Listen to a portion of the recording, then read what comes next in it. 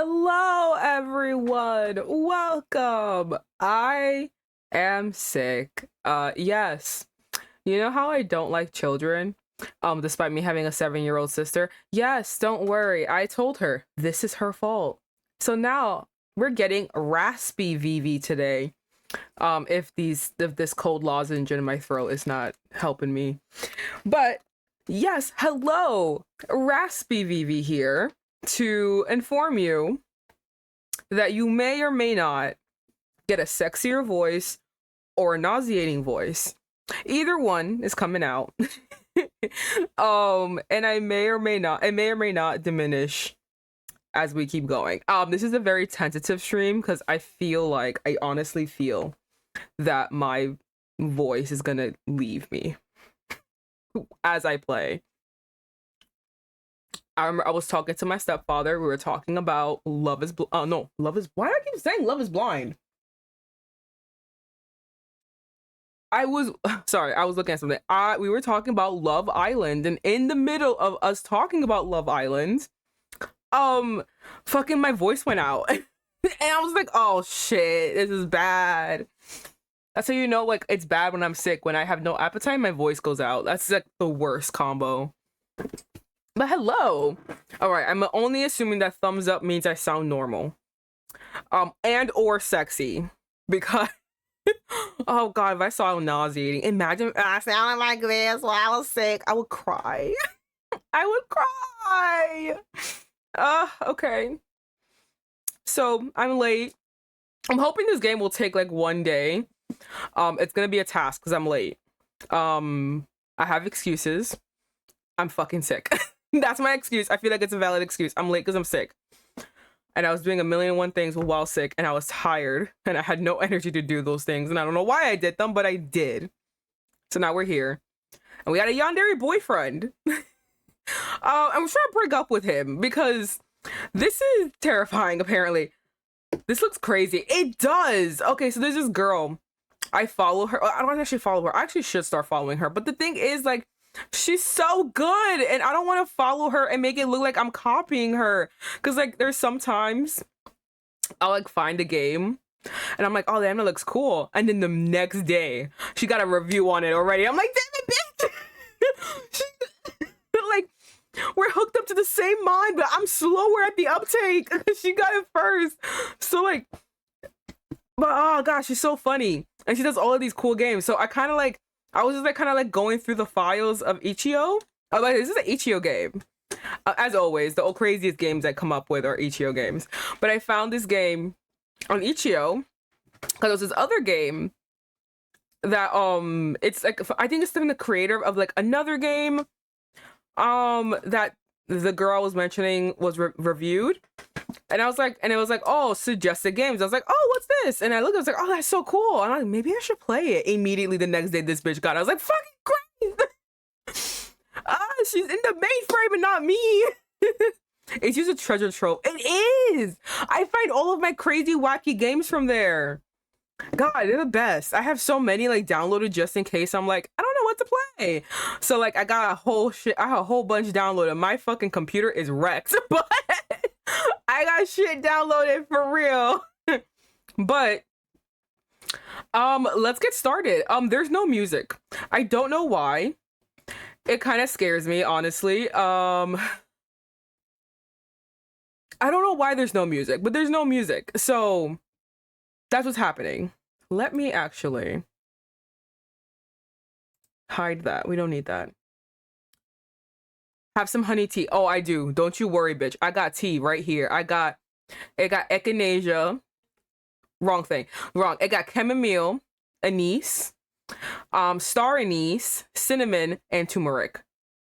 Don't worry. So every time as I hydrate, it's burning hot liquid going down my gullet. Speaking of which, that weird face was me drinking it. All right. Let's actually start. There's no music, so it's really like killing me. I don't know what's happening. Type your name. Okay. Me forgetting how to spell my name for a second. Why is there no music? It's actually scaring me. Hold on, let me see. Okay, capture audio. Yes, that should be a thing that should be happening. There's no music, and it's actually scaring me. Hey, Vivian. There it is. Thank God. Oh my God, I was so scared. I was freaking. I was like, what did I do wrong? What did I do wrong? All right, hold on. Oh, there we go. I just need the music. Thank you. You gotta hear it when he sneaks up on you. Exactly. I have to hear it. I got 2 bitches up on me apparently. I got an ex too. He crazy. Hold on. More tea.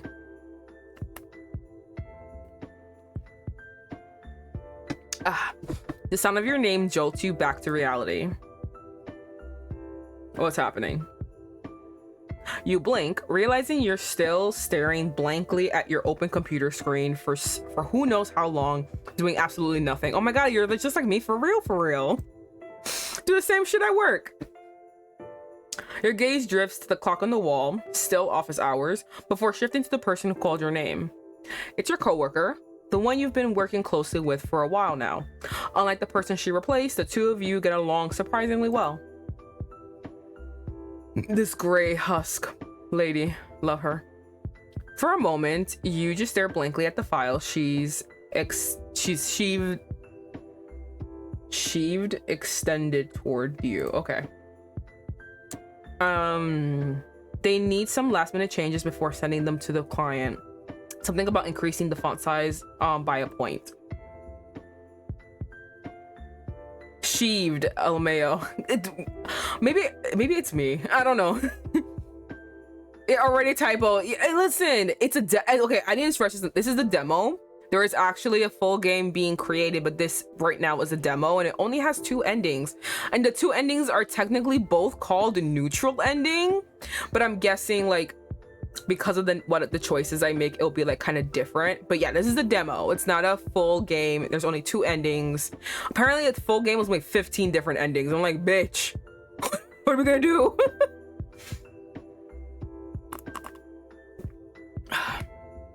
She mimics your boss's mannerisms perfectly, coaxing a faint smile towards you. As you take the files, your fingers instinctively return to the keyboard, typing out the same monotonous rhythm as always. You still haven't talked to him, have you? Ooh! Okay, it's wild, by the way. I have to let y'all know. So I tried actually doing the the TikTok thing. It's weird. For anyone, I don't know why I'm telling y'all this as if any of y'all care, but it's just gonna be a lot more than a sick afternoon of setting up the TikTok live thing. So I'm like, damn. I don't know why I decided to do this while sick. Hello, Anna. Welcome. My other Twitch Discord big sister Vivi, how have you been? I'm sick. I'm sick. If you hear like a rasp, that's me. I'm fucking sick. What happened? Okay, never mind. That was me. A few people pass by your desk, arguing loudly, but you keep your eyes fixed on the screen and mutter, "Not yet." Ew, I hope you get better. The ew was so me. Ew, it's wild.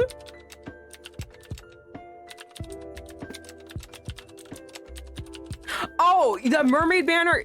Fucking Christ. I know this is your conversation. I'm butting myself in as if I'm like, Anyway, I was thinking about it. I was like, do I want to? I don't know.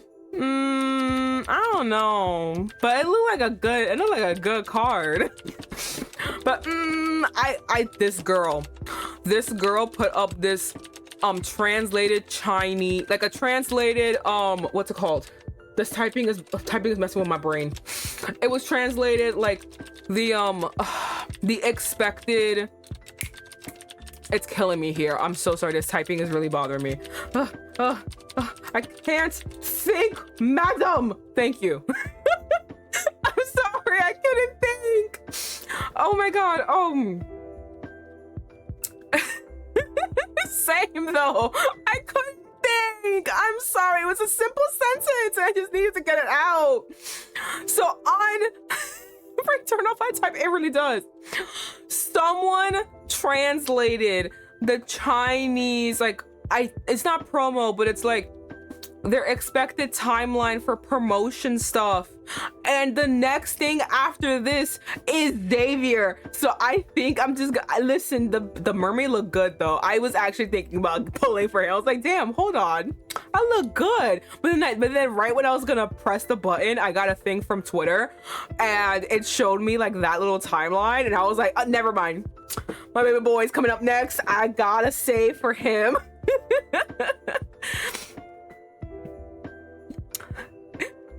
Some Aussie lads on Twitter X posted that she made a real, oh my god. I'm concerned. I hope her ass don't sell. Oh my god. Damn. I did. I R2 my man at 261 polls. My goodness. Yo, look, it looks good. I like, again, I everyone knows I'm a Raphael hater, but that looked good. It was a good ass. I was like, damn, he looked good with the mermaid. I haven't actually played. I think I do have his I wouldn't say backstory, his myth. I think I do have his myth.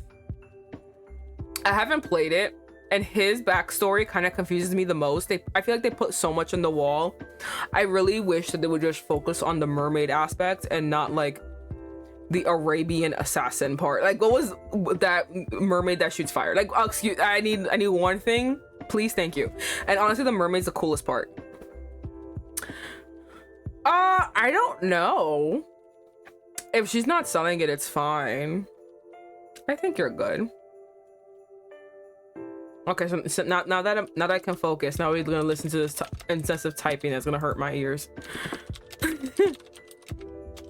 Oh, I don't know what to do. Oh my god, why are you asking me questions, Anna, right when I have typing in my ear and I can't think? I don't know. If it bothers your conscience that much, then do it. If you're totally okay with swiping away and not looking at it, then you know what?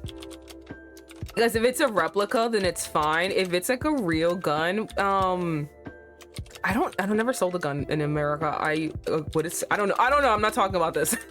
I'm sorry. I really don't know. I would assume there's permits. I don't know.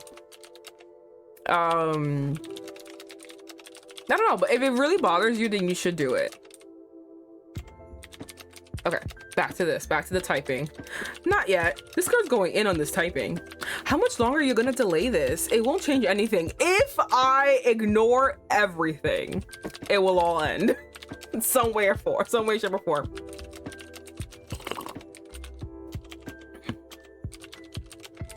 I know. Your coworker takes a sip of her mug without lifting her hands from the keyboard, then grimaces. Thanks to your boss dragging out the meeting, the coffee's gone ice cold. Damn, oh, I drink iced coffee. You can't keep doing this. Weren't you dead set on telling him last night? What am I telling him? I'm pregnant? What's wait, no, I'm stupid. This thing is called How to Break Up with Your Yandere Boyfriend. Never mind. I gotta break up with him. Oof. You roll your eyes dramatically and exhale, knowing full well she won't see it. I tried, but in the middle of our video call, his dog suddenly started throwing up. Ew. I only love one dog in my entire life. I'm sorry, I hate all other dogs. Like, they're fine. They can be over there and I'll just be over here. It's so funny when my friends realize I just don't like dogs. Like, yeah, the puppy videos are cute, but like, I don't wanna deal with you. It's like, why can't you just survive on your own? Why can't we be two roommates? That's why I like a cat. We're two roommates. You'll be fine by yourself and I'll just be over here. Okay, that's okay. Cats are superior. How was I supposed to drop a breakup on him like that? I'm not that heartless. I broke up with my ex through text. I will say we lived in different states. I was not paying a bus ticket to go see him and then break up with him just to hop back on that bus. It's okay. We'll break up through text. Was it serious? You try to recall the last message your boyfriend sent you this morning. I think she swallowed something or had an allergic reaction. Either way, I'm sure she's fine now. Soren took her to the vet this morning.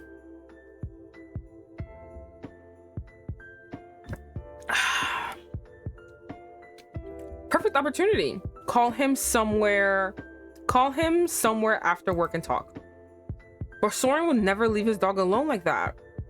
He's crazy attached to her. Oh God. I'm sorry, I'm just not a dog person. I only love one dog, and I only love one dog. My uncle says the best. It's his dog, by the way, that I love. He's like, I'm not a dog person. I just love mine, and I agree. I'm not a dog person. I just love this one. It'll only take an hour and a half. No way. How am I supposed to explain why I'm breaking up with him in a half hour? It's impossible. You don't gotta say shit. I'm breaking up with you. That's what I did. You gotta explain shit. I'm breaking up with you. Why? You don't need to know. I'm just breaking up with you. I don't give a fuck. People break up with single text these days. She's talking about me.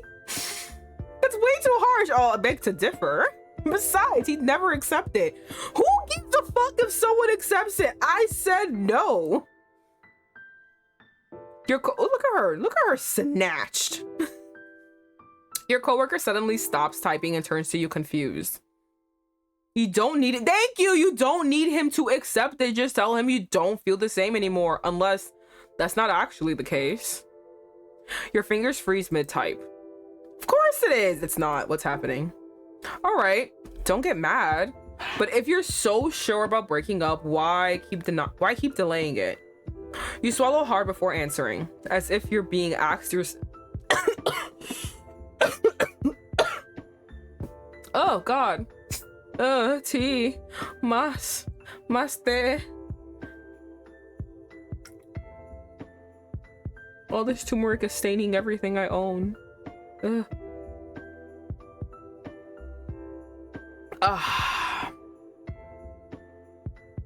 You swallow hard before answering, as if you've been asking yourself the same thing. Of course, this isn't the kind of question you can resolve in the middle of the workday, mid-conversation with a coworker. I don't know. Maybe I'm just not as good at breaking hearts as you are. Oh, excuse you. You know what? I think that's a compliment. What? Fuck. See, more excuses. Maybe you should reconsider. You might regret it later. No, I have to end it. Like I said, my feelings changed. You're literally using her words. I know how good he is to me, how devoted he is, but I can't return it. Lately, I've been thinking about my ex. Oh my God, you're gonna be like that stupid fucking movie that came out, aren't you? There's no way in hell, there is no fucking universe where a bitch is gonna pick Chris Pine. Who's it? Chris Pine? Chris Evans over Pedro Pascal. Fuck you. I don't give a fuck. He's a struggling artist and Pedro Pascal's a millionaire. Fuck you, Chris. I'm with Pedro. There's no way in hell I'm picking the other one. Why are you picking your ex?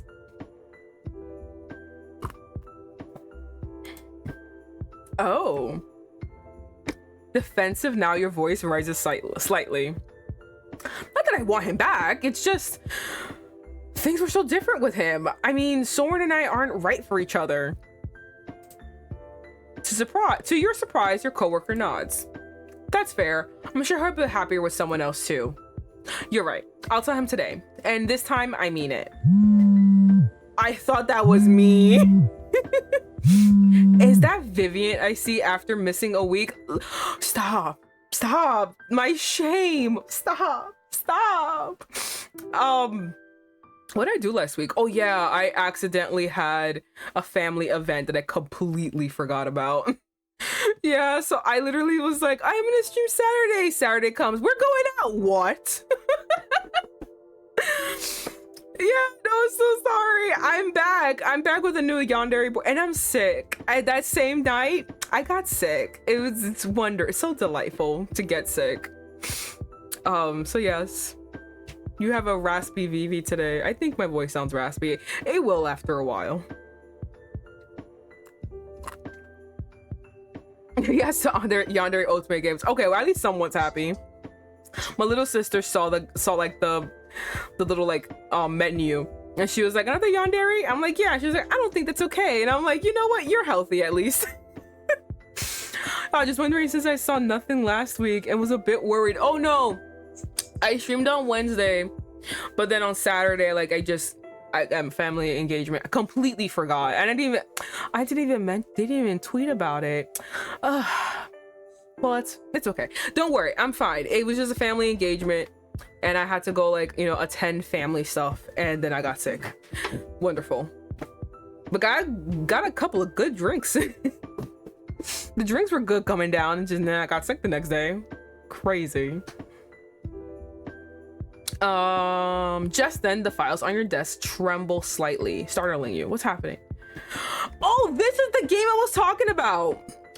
Remember when I was saying, oh my god, my eye. Okay, remember when I was saying that I was looking at certain games and I saw a game. It's this game. I think it's called like Midnight Wedding. Is it called Midnight Wedding? Let me actually look for it. Hold on, because now it's bothering me.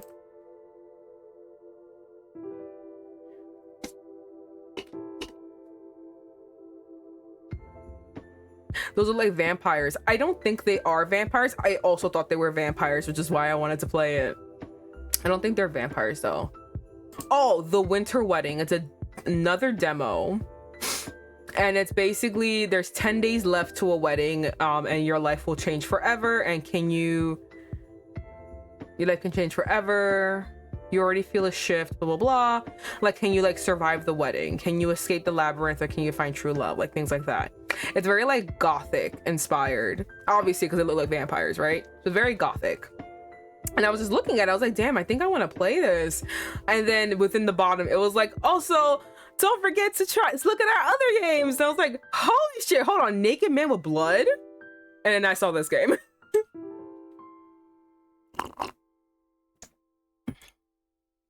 I'm a bit surprised you didn't go back to Love and Deep Space, since I saw new snippets of new stuff. Yes, I did see the snippets. I was thinking about it, but I did want to like not pigeonhole myself into like Love and Deep Space. That's more like a chill thing, and it was just because the main update happened.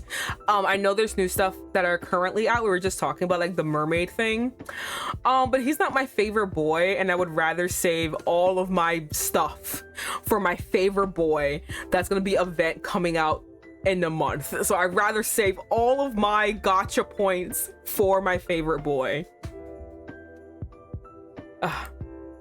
But yeah, this is the OG. This is the other game I was looking at. Oh, that's Soren. Oh, there's no preview, girl. Well, that saves you, actually. It takes you a second to realize that it's just your phone vibrating beneath them. But the moment you see his name flashing on the screen, an odd tension coils in your chest. Your eyes dart to your coworkers. It's him. Dun dun dun. Unlike you, she looks absolutely excited, nudging you toward the phone. My goodness. She just wants the drama. Perfect timing. Check out what he wrote.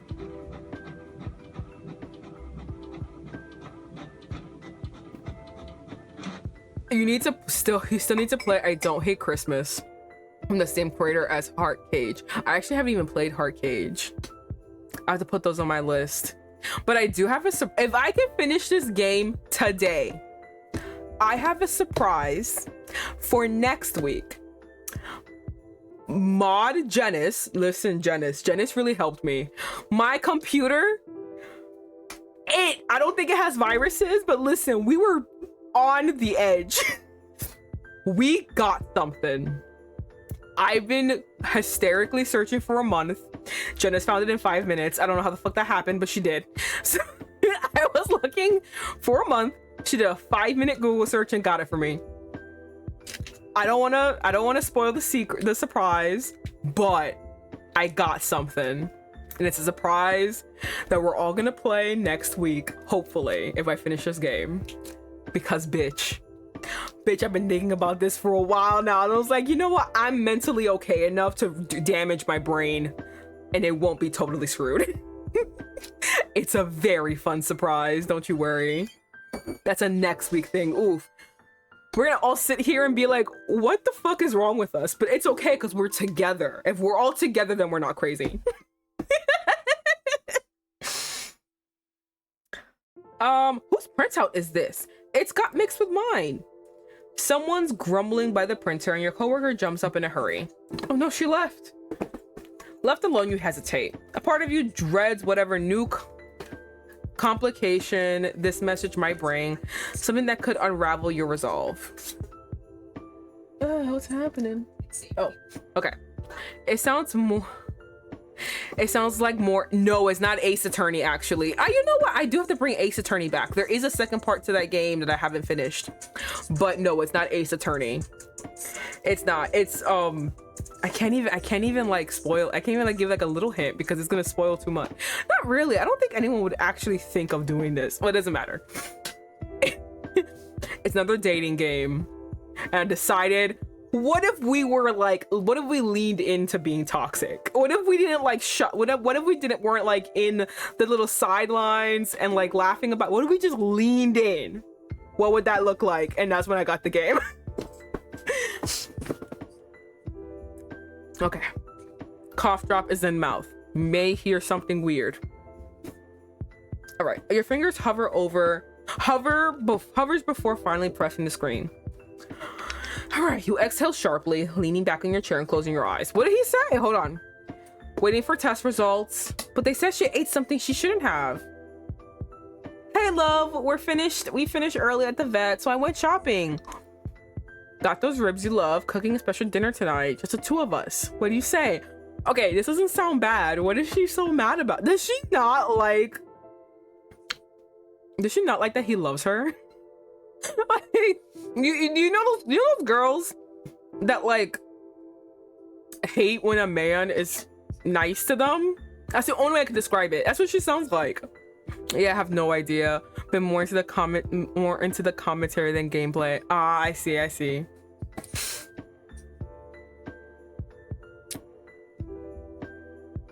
Your coworker rushes back, papers in hand. What did he say? Something pleasant. She doesn't like it. I don't know why. It's cooking me ribs. I'm real happy about it. You glance around the office, making sure no one's paying attention, to show her the message. This is great. All you have to do is go and explain things as kindly as possible. Rip his heart out of his chest, throw it onto the table, and stab it into heart. From what I remember at the company dinner, Soren seems like a very reasonable, kind guy. You'll endings clean, no drama. You have no doubt Soren is reasonable, level-headed even.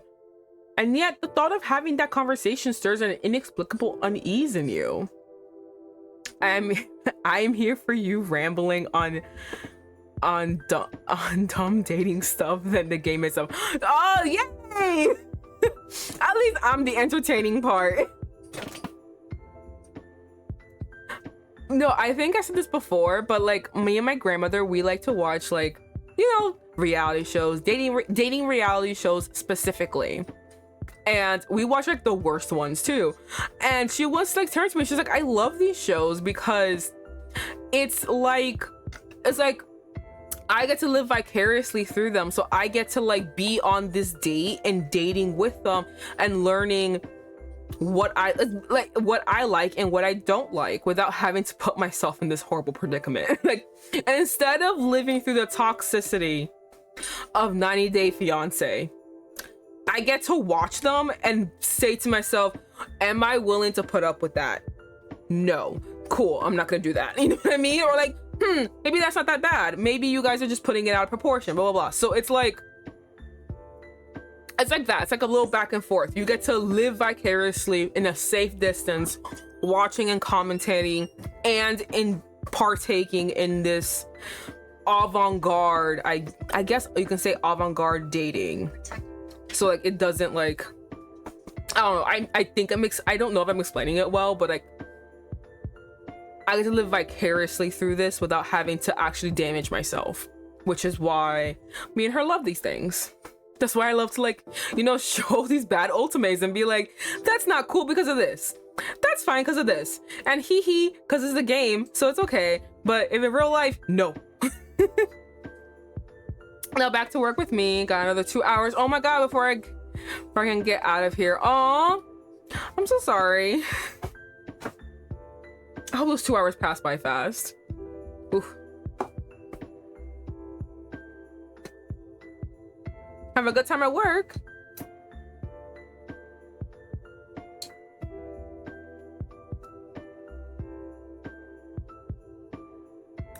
Send a child support bills to Infold. My god, when you send your bill to Infold, can you also be like, hey, there's this great streamer called named Vivian Darling, you know, you may know of her, like a wonderful goddess during her call. Anyway, you should pay her to play Love in Deep Space. That's all I want, you know, just to slide that in with the suggestion of your child support. I got you fixed. It's like, you know what, she's so cool. If you just paid her, she would, like, you know, be constantly rolling. You can't explain why. Thorn is a definition of ordinary. Dog, remote job, weekend split between bad movies and you. No surprises, no drama, just what is wrong with this? Me and my sister went off about this. We get so tired when in reality TV, people are like, oh, they're boring. Excuse you. I'm not here to raise my heart rate 24/7 because of some stupid shit that you did every fucking hour. Okay, no, I want the boring bitch. They're stable, they're there. I can just turn around and they'll still be behind me. It pissed me off so much I had a cough attack. Like, no, what do you mean boring? Fuck you. I'm not looking for excitement every hour of the day. Painfully ordinary. Maybe that's part of why you want to leave. Compared to your ex, who is an ex for a reason. No, you can't make that comparison yet. Not until this is over. Just a tad type of the keyboard, you reply. Of course, I'll be there. The rest of the weekday passes in a hectic blur, yet somehow faster than you expected. By the time you're... Oof. That was my burp. I don't get people who are chasing thrill. I'm exhausted. I just want to relax. I just want to relax, man. Thank you. I'm the same way. I don't understand. Why would I want a crazy relationship? Exactly. I just want to sit down. By the time you're packing up and chatting with coworkers on your way out, you realize you're in the best mood you've been in days. Your coworker flashes you a knowing smile before parting ways. Don't forget to text me updates. I'll be waiting. But the moment dinner crosses your mind, all your anxieties come crashing back down like a weight on your shoulders. You freeze mid-sidewalk, earning a few annoyed bumps from passersby. Oh, you're right. See you. Since you need to stop by your place first, you hurry into the crowded metro and pull out your phone only to find bad news waiting. We notice you haven't picked up your dress yet. It's freshly clean waiting for you at Suds and Suds. Don't forget to stop by during our hours. Okay. No, Soren hadn't canceled. Worse, you completely forgot to pick up your dress from the dry cleaners for your best friend's birthday party tomorrow. Your stomach drops as you reread the reminder text, double checking the shop's address and hours. The dry cleaner is in the exact opposite direction of Soren's place. If you go now, you'll definitely be late for dinner. Your other option, skip the party entirely. Can't you pick it up tomorrow? Is it tomorrow morning? Like me for real? With tomorrow's big client meeting, your boss won't give you even an hour's break, and you can't exactly show up at your friend's fancy venue in some random outfit. Ah, fuck. Do I? Oh, shit. Fuck.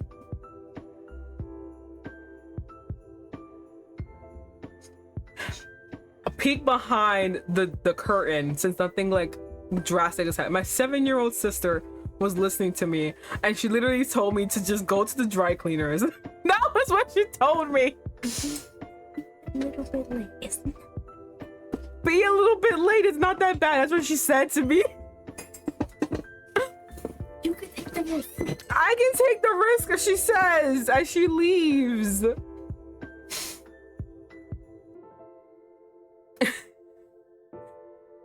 It is like bad for my job too. Like fuck. Shit, this sucks. She has an old soul. Nah, I just been showing her reality TV with me. She got an old soul. She got a sassy soul. We were watching House of Villains and she's like, oh my god, New York is the best. And I was dying.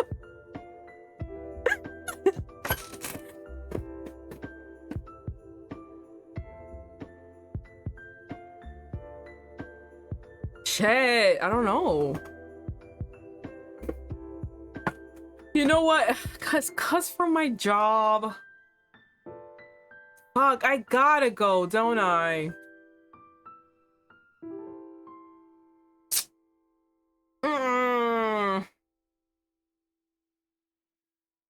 Swim by the dry cleaners.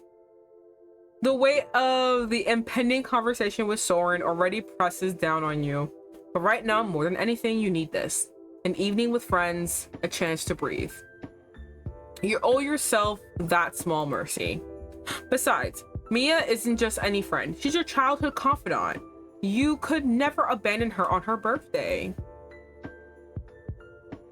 You hop off the metro and power walk to the dry cleaners, arriving just before closing time. As you clutch the freshly cleaned dress and step back into the street, a wave of relief washes over you. Tomorrow's party will be perfect. You'll laugh, you'll forget, you'll live. But then it hits you, you need to text Soren. The fact that you didn't text him at all is crazy to me. Hey, running a bit late, something urgent came up after work. A pang of guilt stabs your chest as you hit send. You should explain, but how? He doesn't even know about the party or the breakup, and now is definitely not the time. His reply pings instantly. I don't understand what she wants. Like, I don't get it. If he's my Yandere boyfriend, I feel like she drove him to this. What is wrong with him? I don't see the problem. She's making these texts sound like they're awful. They're fine.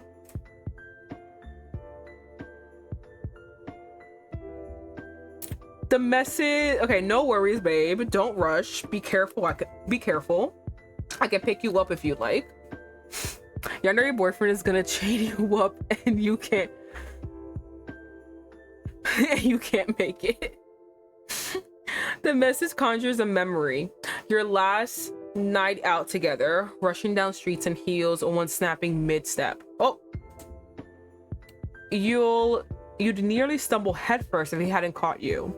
You'd bury that humiliating memory, yet he remembers. Oh fuck, what he said? What'd you say? Thanks, but no need. I'll keep you posted. You rush home, shower in a haze, then throw on something comfortable before sliding into the waiting Uber. Of course, you don't forget to text Soren. On my way now. Great, babe. We're waiting for you. The word "we" sends an involuntary ripple of unease through you until you remember, right, just him and his dog, like always. Tonight, you won't tolerate any distractions. No excuses, no turning back. Since Soren's place is quite far from the city center, you have plenty of time during the journey, and the question that has been weighing on your head for days resurfaces once again. Is breaking up with him truly the right decision? If you were to bypass your indecisive reasoning and instead trust your feelings, just as you intend to tonight, you would find your answer crystal clear. You no longer want to continue this relationship. There is something wrong here, something that simply feels wrong to you. Just then your phone buzzes with a notification pulling you from your thoughts. Assuming it's a message from your boyfriend, I'm gonna need you to answer this fucking... Thank you. Assuming it's a message from your boyfriend, you reach for your phone, but the name that flashes across the screen makes your heart involuntarily quicken its pace. Lars. Whose name is Lars? Bitch! Your ex-boyfriend! All right, consensus. To all my toxicas out there, my consensus: Lars or our current boyfriend. I think the current boyfriend is the guy from the main menu. Who we like more? I can't tell.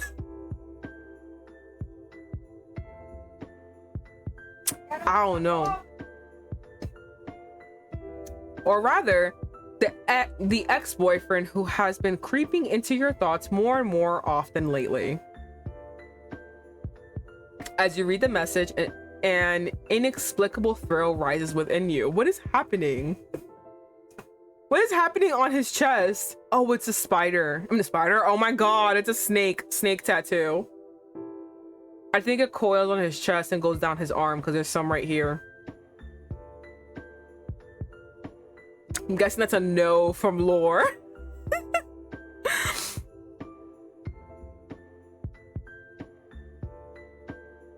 Okay. Hey, it's been a while. I hope you're doing well. Sorry if I'm bothering you. I just wanted to know if you're coming to the party tomorrow. And he's gonna be there tomorrow.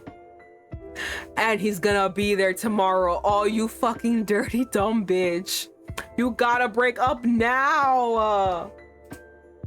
Knowing Lars' fondness for crowded, lively gatherings and the fact that he shares mutual friends with Mia, whose party is tomorrow, you're certain he'll be there.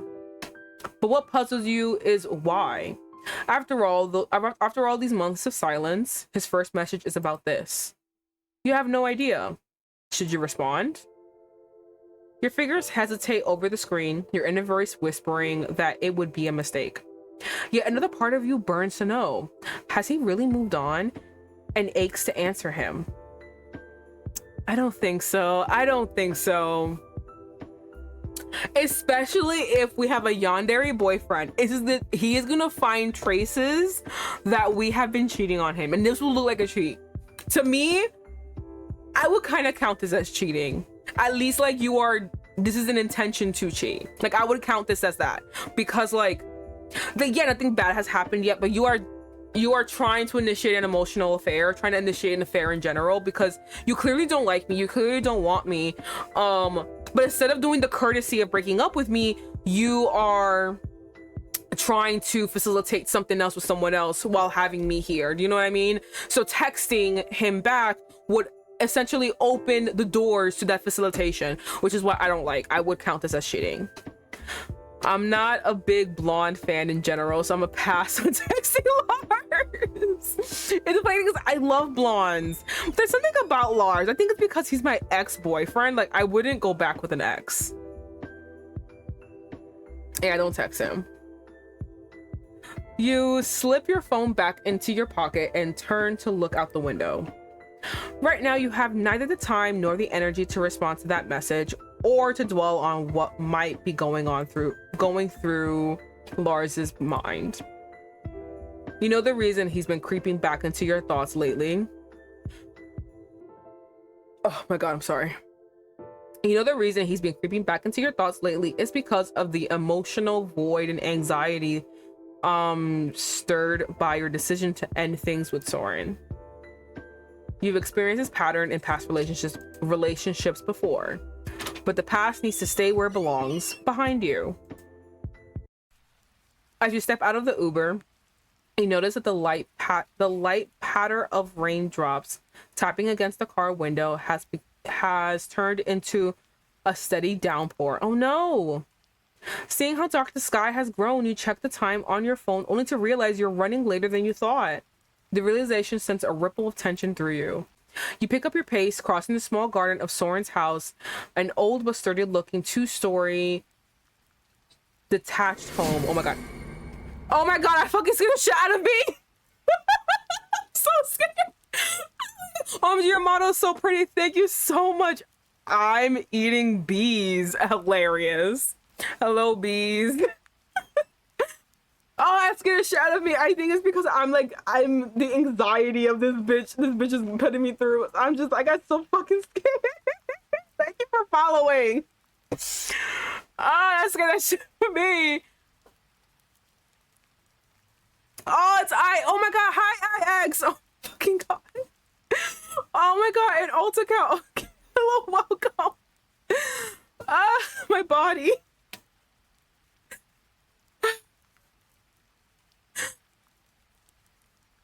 I'm okay. I'll put another cough drop. That one dissolved. Sorry for the jump scare. No, it's totally not your fault. You're totally cool.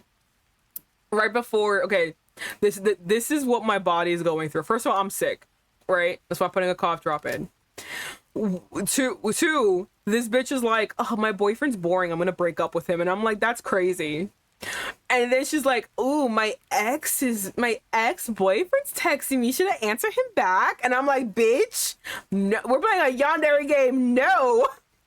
What? And so like she's giving me so much anxiety. I'm like, yo, you're a messy bitch. I mean I picked this as for mess, but like, damn. And I'm like, oh no, we're running late. He's a Yandere, we're running late. So I'm like, I was anxious, and then that fucking jump scare happened. Christ. So that was what's going through my body. But thank you for following. And a different account too. Okay. Oh, my throat. Okay. 2-story detached home. Its renovations perpetually postponed. Okay. You rush between the pergola. I think it's this. At the entrance, doing your best to shield yourself from the rain. As you press the doorbell, you take a moment to notice how the neighborhood, made up entirely of similar detached homes, remains just as calm and quiet as ever, rain or not.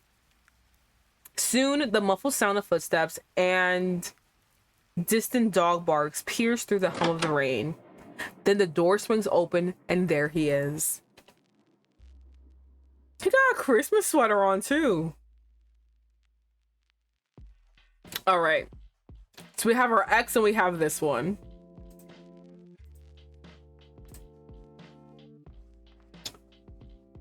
I would say looks wise, I prefer Christmas sweater to this man wearing a button down that only buttons to his belly button and is showing I don't know.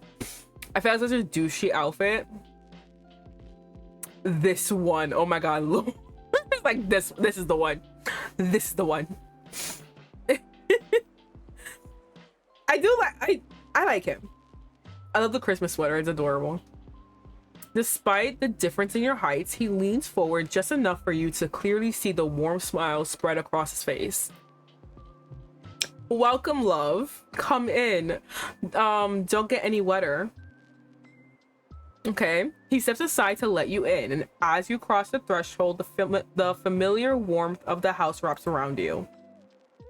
The contrast between it and the cool, damp air outside, or perhaps the weight of what's about to happen, sends a faint shiver down your spine.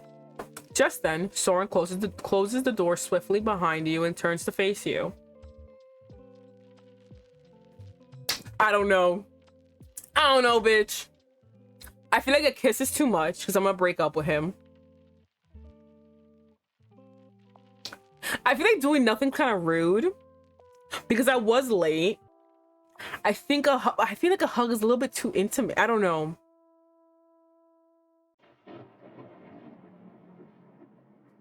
I'm gonna put a hug. Me literally saving because I'm not sure if this is gonna be a bad thing. In this moment, everything feels so ordinary. Like one of your many quiet, pleasant evenings together that you find yourself instinctively wrapping your arms around his waist. Soren pulls you gently into him, resting your head lightly against. That's cute. Mom made that. resting your head lightly against his chest as he murmurs, I hope you didn't get too cold. You're not dressed for this weather. Oh, I forgot to check the forecast. You think, not for the first time, that in moments like this, he sounds more like a concerned parent than a boyfriend. I don't know. I don't think so. Sometimes when people like... Sometimes when, like... Not to continue talking about like reality shows, but like when I hear people say that and like the thing that they say is something so like normal and ordinary to me that I'm like, I feel like anyone would say that. Do you know what I mean? Like, oh, you're not, oh my God, you're not dressed for this weather. I'm like, oh, you sound like a parent. It's fucking pouring outside, bitch. You're coming in booty shorts. What do you mean? I'm pointing out the obvious. You're not dressed for this weather. You feel me? I feel like she's turning, like, listen, she won't break up with him. She won't break up with him. That's totally fine. I don't agree with it, but she's totally fine. Do what you gotta do. Better like, don't turn everything that's completely normal and make it into a huge thing. He said you're not dressed for the weather. He's wearing a Christmas sweater. That means it's brick outside. And your bitch ass came out and like a mini skirt and a tank top, maybe. She's looking for excuses to break. Yeah, exactly. And it's just like, I don't know, mad rude. I don't know. Get stabbed. OMG, we need to get you to a hospital. Ugh, they sound more like a parent than a partner. Yeah, that's kind of like what it. Yeah, that's what it, I don't know. That's what it is. She's turning every little thing into like, oh, I can't believe this. It's like, bruh. And the reason why it annoys me is because if you want to break up, you want to break up. You don't need to give me excuses. You don't need to give anyone excuses. You want to do it, you want to do it. You don't need to explain yourself. Like, you really don't. But you saying, ugh to this, ugh to that, ugh to there. You displeasing all of these normal things then gives the impression that you don't want these things in your next relationship. You feel me? So then you're gonna attract a jackass who doesn't do these things. You're gonna be like, why doesn't he do this? Because you said you didn't like it. What do you mean?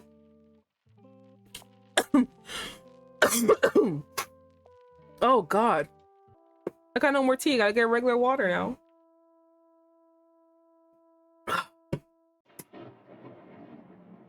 Okay. Still, you don't exactly mind it right now. This kind of tender attention is exactly what you need to ease your nerves. Oh no. Okay, hold on. By the way, I just noticed that there's like a little meter in the side. I was like, break up with him. I wonder what that means. We have gone down. I wonder what that means. This is blind reactions. I have no idea what's gonna happen in this game. Okay. Even if, considering the reason for your nerves is that you're planning to break up with him, this gesture feels more than a little unfair. Chat, Vivi, we hope you get better soon. Vivi, you're not my real dad. Stop. Ugh. I've been trying to train my little sister to say, but Dad, I love him. To terrorize my stepfather. This dirty ass look. No, like, wait. I'm training her for the future. I hope I get better. My throat hurts. Luckily, before the guilt can really take hold, Soren decides you've warmed up enough and gently lets go of you. Oh, this is the dog. Just then, the dog trots over to the door where you're both standing, her tiny body trembling with excitement as she begins to growl at you with surprising volume for her size. This is why I hate dogs. This is why I hate dogs. You notice the wet mark around her mouth and immediately understand Soren must have tried to distract her with food before opening the door, hoping to soften her mood. No, she just hate me, bro. But clearly, she couldn't be bothered to finish her snack when the opportunity to antagonize you was too tempting. You miss Vivian too, didn't you, princess? I'm stealing her man, that's why she knows. Princess is the small, greedy, one-eyed Chihuahua mix that Soren adopted, and though he refuses to admit it, she absolutely has anger issues. Why does the dog have an eye patch? It's an accessory, Lore. She got one eye. She don't want you to look at it.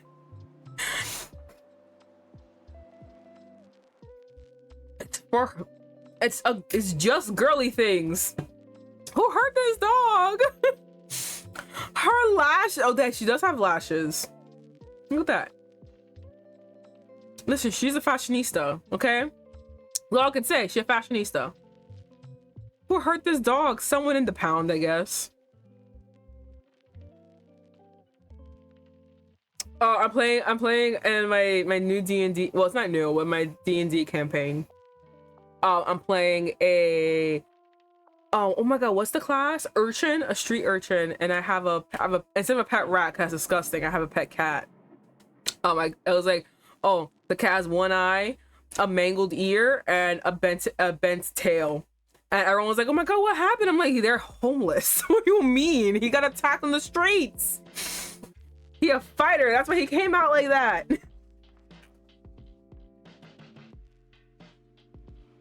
It's so funny reminding my teammates, and they're like, why doesn't your character have this? I'm like, I'm homeless. And they're like, oh. Every time. It's so funny. Truthfully, with her temperament and the eye patch she wears, Pirate would have been a far more fitting name. Don't mind her. She always gets a little sensitive after the vet. I feel like she's sensitive all the time. Oh, of course, no problem. But you know damn well this has nothing to do with the vet. She's despised you from the moment you met, for reasons you've never understood. Now that you can say that to Soren, who somehow still believes his princess is the sweetest, gentlest dog alive. Luckily, as long as he is around, her hatred doesn't escalate beyond bared teeth and growls. So as you both head to the living room, she settles for glaring daggers at your back.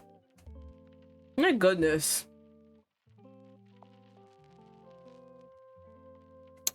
Should I ask? I feel like it's courteous to ask about the dog. All right.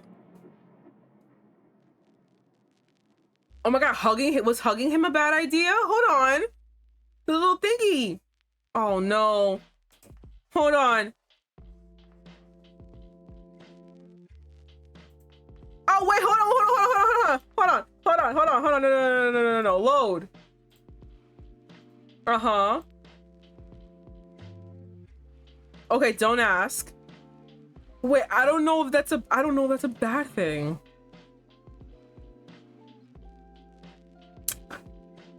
I don't know if it's a bad thing. Hold on. Should I? You know what? I'm gonna ask. I feel like personally I would, just to be nice. I'm like, oh, okay, well, how is she? You know, just to soften the blow, just to be nice. I'm really afraid of what this meter means. I guess the question is, do you want to break up or not? Oh, you're right. I mean, if I'm gonna be going to this thing tomorrow, I kind of do. I gotta. Ask about the dog's condition. Francis is completely fine, right? What was that look? What happened? As always, his eyes soften the moment his dog is mentioned. Yes, definitely. She just ate something she shouldn't have. As you can see, she's already back to her usual self. A bitch.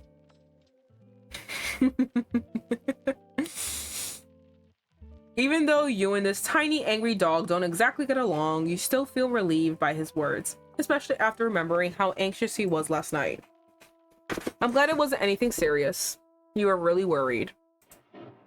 I played this game and to be honest, I don't know what that bar means either. Okay, so it's just we're all here confused. My goodness, my throat. Soren nods and slightly sheepish. Oh my god, I have a fucking cough drop in my mouth. I'm sorry. All right, in a slightly sheepish smile, pulls at the corner of his lips. Yeah, I guess I panicked. Oh my god. I guess I panicked thinking I might actually lose her. I must have ruined your night too. Hopefully tonight's dinner makes up for it. No, please don't say that.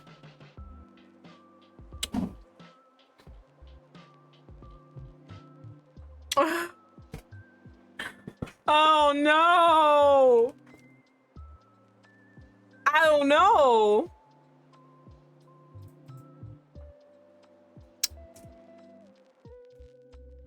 I don't know.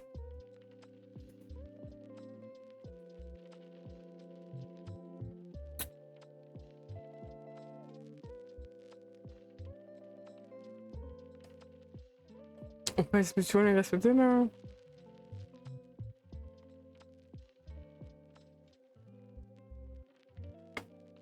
I guess I can ask. I don't think that's a bad thing. And for anyone who's new here, I'm fucking sick. So I have a lozenge in my throat because if I don't have it, I'm coughing hysterically. So if you hear like a muffled or like my voice sounds weird, it's that. I guess I could ask. Asking isn't a problem, right? Okay, asking is not a problem, I guess. Hey, let's have a soft... Okay, for everyone who is not looking, will Princess be joining us for dinner too? Hey, let's have a soft laugh at your question. Unfortunately, she wasn't patient enough to wait for dinner with you, my love. Of course, that's not exactly what you meant, especially with Princess glaring at you like a tiny beast ready to pounce. Thankfully, he seems to notice your unease and doesn't push the joke any further. She'll probably fall asleep soon and head off to her bed. The moment you step into the living room, the mouth-watering aroma of fried ribs, oh my gosh, smells so good, spills out from the kitchen, wrapping around you. A single glance at the table tells you everything. The carefully arranged plates, the candles casting their warm glow, your favorite wine chilling in an ice bucket. It's painfully clear how much effort Soren put into this dinner, and the guilt inside you swells just a little more. How many of your exes ever cooked a meal like this for you? Better question. How many ever cooked for you at all? No reheated leftovers, not takeout, cooked. Why are we breaking up with this man? Oh my god, oh no. Okay, here we go, I'm back. No, I agree, Lore. I fucking agree. And I feel like I'm really loud, so no matter how low my voice gets, everyone's gonna hear me. But if I start getting lower, it's because, you know, obviously my voice, obviously my throat's starting to hurt. And I really can't get up and get more tea, so we're kind of all stuck here. But yeah, so if my voice gets lower, it's basically because of that. But yeah, no, I agree. Like, I don't understand. What do you mean? What is wrong? Ooh. I'm gonna fix the back of my chair and this is what happens. What is wrong with him? Like, I don't... What feels off? I don't get it. Again, we're looking at a snippet of their life. We don't know the other things he does. We don't know their life. This is just a snippet. From this snippet, it looks really good. But we don't know. She doesn't really give us any... She's not giving us any reasons other than excuses. We need reasons, not excuses. Was there even one among them who appreciated a meal you prepared? Maybe the real question isn't this relationship, but your own feelings. Maybe what you should do is silence those unreliable emotions, the ones that keep dragging you into the wrong relationships, and finally listen to logic. Maybe instead of breaking up with Soren, you should be proposing to him. Okay, hold on. That's all a big jump. That's a huge jump. But why would Soren accept a proposal from someone like you? He has a better job, a nicer house, a reliable car, beloved dog, hobbies that fulfill him, and a life that seems to be going perfectly well.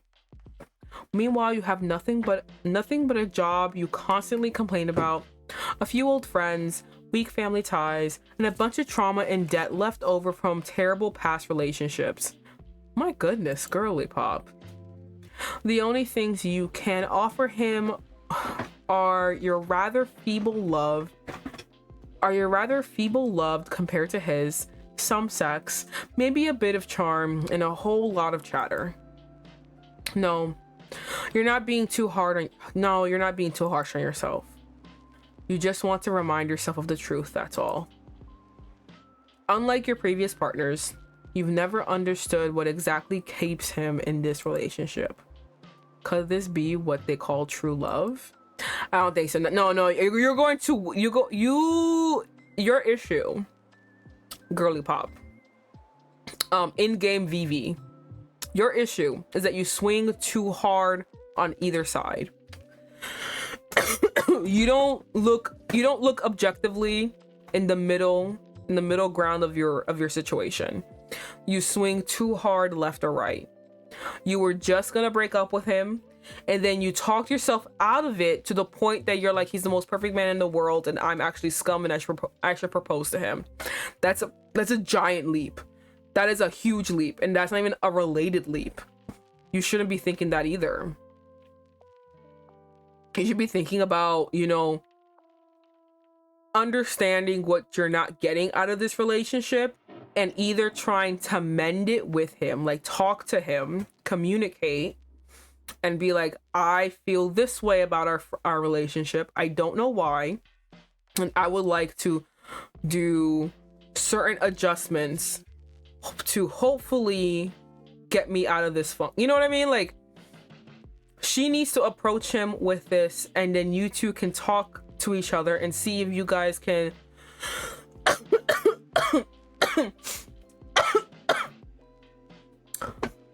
like healthily fix this. If you can't, listen, then you should break up with him. But if you do want to be with him, then you have to talk to him. It's gonna be a very awkward conversation, but you have to talk to him. Honestly, you really don't think so? Whatever it is that draws him to you, you're sure it's something that could fade, run out, or diminish at any moment. If that happens later, it'll be even worse for both of you so the best thing to do is end it now. You quickly jump in, trying to come up with an excuse for your unusually long silence caused by your thoughts. Everything looks amazing. Even such a simple phrase is enough to make his eyes light up. I'm so glad you like it. The food is almost ready. Do you need any help? No need, darling. He has a lot of what's it called? Oh, what's that? He has a lot of endearments for her. I've got it. Please just sit. Just sit and relax for a bit. You must be tired from trying to make it in time for dinner. He'd forgotten all about being late since he hadn't said a word about it until now. But now, even this subtle remark from Soren is enough to unsettle your peace. What little of it may still be left. You quickly begin crafting several possible explanations in your head for why you were late. Ones that didn't involve the birthday party tomorrow and that he's unlikely to question. But he doesn't give you a chance to lie. After checking on his dog, who has now gone to her bed in the corner, Soren smiles at you and disappears down the hallway. While you wait for him, maybe you could do something. I don't know. Should I go to the living? Should I go to the kitchen? What would I do? What would I do?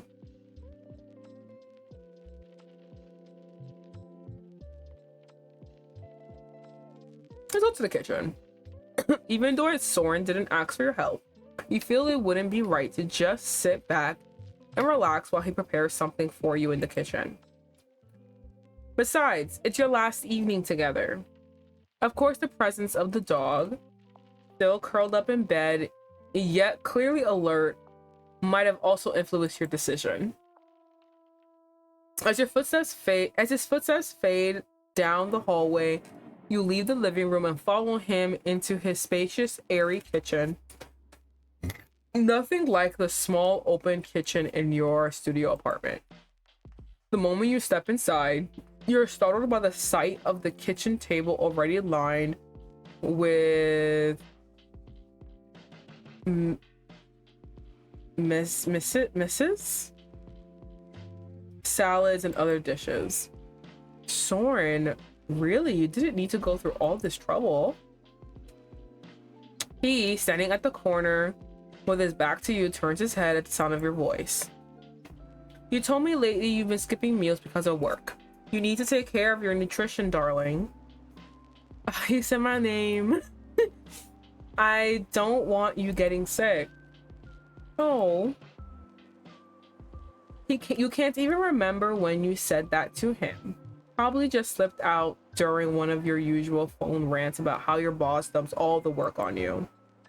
Yet somehow, he always seems to care more about the things you say than you do. Your voice quivers slightly as you speak. That's very thoughtful. Thank you. Don't mention it, darling. You know I always enjoy doing things for you. So don't worry about anything tonight. Just enjoy it. I mean, I'm here already. Let's offer to help, I guess. Whoa! That was a huge jump. Do I stick with this decision? I feel like an anxiety in me about staying with this decision.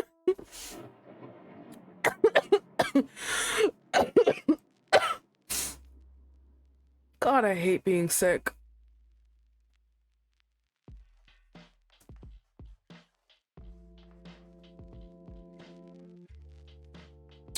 Give me 1 second, guys.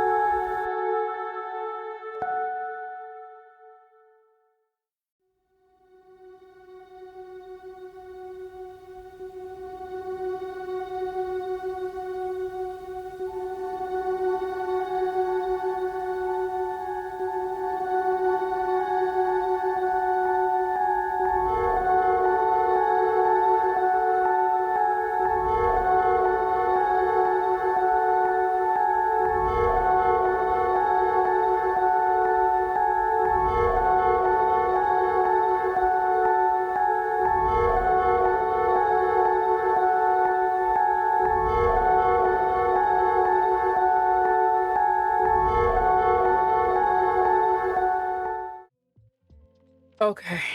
Tea has been procured, or whatever the word is that I'm not getting right now. Whatever. Tea is brewing right now, right next to me. Oh god, hate being sick. Yeah. We fucked up and I did not save. So now we have to live with our decisions, and you know I hate doing that. I hate living with my decisions I made. I don't like dealing with the consequences of my actions. So now we have to deal with it. Driven by a driven by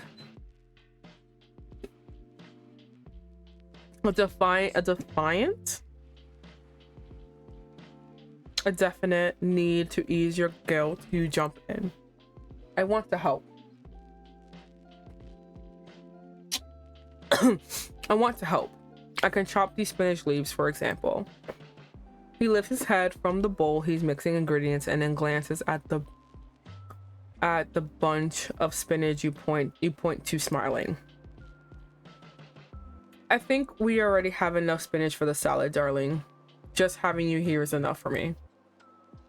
But if you really insist, I'd appreciate it if you could tidy up a bit. Especially if you could put these spinach leaves back in the fridge before they spoil any further. Oh, of course. Oh, have mercy, those noises. You're relieved to have something to do, and you begin putting away the items that have been used in the meal prep and then forgotten. At the very least, you hope that after everything is over, you leave this home. Oh my god, it's so loud. Oh god. You hope that after everything is over and you leave his house, you'll have shortened that painful phase when Soren cleans up and feels like all his efforts were for nothing. Oh, why are you showing me that? Why are you showing me that? Why are you showing me that? Meanwhile, your eyes are drawn to a small pile of knives stacked haphazardly at the far end of the table. They're clearly large, broad, and sturdy. No doubt about that. But you can't quite imagine what they'd be used for in a normal kitchen. Have you not heard of oh my god, what's that MLM called? MLM with the knives? Hold on, it's like not Casco. Let's see. Knives MLM. What's it called? Cutco. You haven't heard of Cutco? They got these big ass knives. Mega sharp. MLM. But you can't quite imagine what they're used for in a normal kitchen. That's what I saw. That's what I said when I saw the scissors. It's like, what do we have this for? And despite how solid they look, the knives seem quite old. Judging by their worn handles and dull sheen, they've definitely been used many times. Oh my god, on what? Even without leaning in too close, you can smell the harsh scent of cleaning chemicals that's clung to them. Oh my god, it's blood. Oh my god, he's killed people!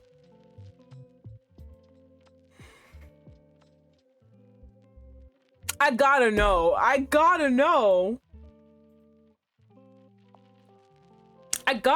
Okay, I have to say, listen. So I put in that she would, you know, clean, right? She would help out on the cooking thing, right? I feel like I'm being a little too nice. I feel like personally I wouldn't have helped cook. I probably would have gone back, you know, to the living room, because he said, oh, it's okay, I have this. I'm like, oh, okay. I probably would have gone back. But because it's a game and I want to get everything, I'm insisting. But this is something that I would do. If I saw these big giant knives, I'd be like, yo, bitch, what are these for? Are you trying to be fucking... I was saying Jason Voorhees, wrong person. Michael Myers? What is all this for? This is the thing that I would do. I would have asked. Who let him cut?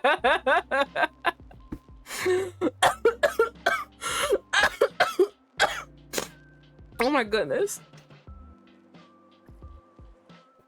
Ugh. Oh my goodness.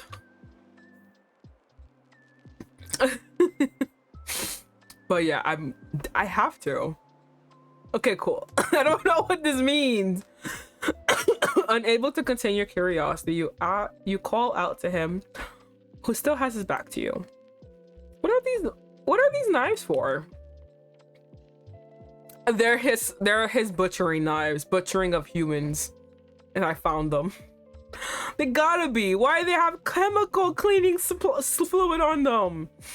Caught off guard by this sudden question, he turns towards you with the pan still in his hand. Huh?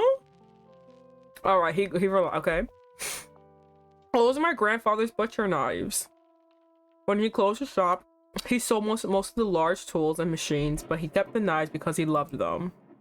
You lightly touch the sharp edge of one of the blades with your finger. Oh my god, so good. They still seem pretty sharp. Do you use them often? I mean, if I was fucking doing ribs, yeah, I'm using a butcher's knife. He chuckles softly and returns the pan to the stove. That was not an answer. That is not an answer. They still come in handy from time to time, sure. But mostly, I just clean them now and then and keep them for sentimental reasons. Let me handle them, sweetheart. You might hurt yourself. I've handled Cutco knives. That shit will cut you by looking at it. I can do this. You're right. I'm clumsy enough as it is. I am, actually. Evie is dying. I really am. I'm seeing this really nice man and she's like, I'm gonna dump him because he's not exciting enough for me. I don't understand it. Heeding his warning, you back away from the knives and open the fridge door and put away the last few items from the table. As you do, your attention is drawn to the top shelf packed with plastic wrapped packages of meat. Now, I don't think he's a cannibal. That's another game I was looking at. It's not exciting enough for me. Also, I'm trash and we should be married. I know, she's weird. I can't believe she's trying to break up with him in this dating economy.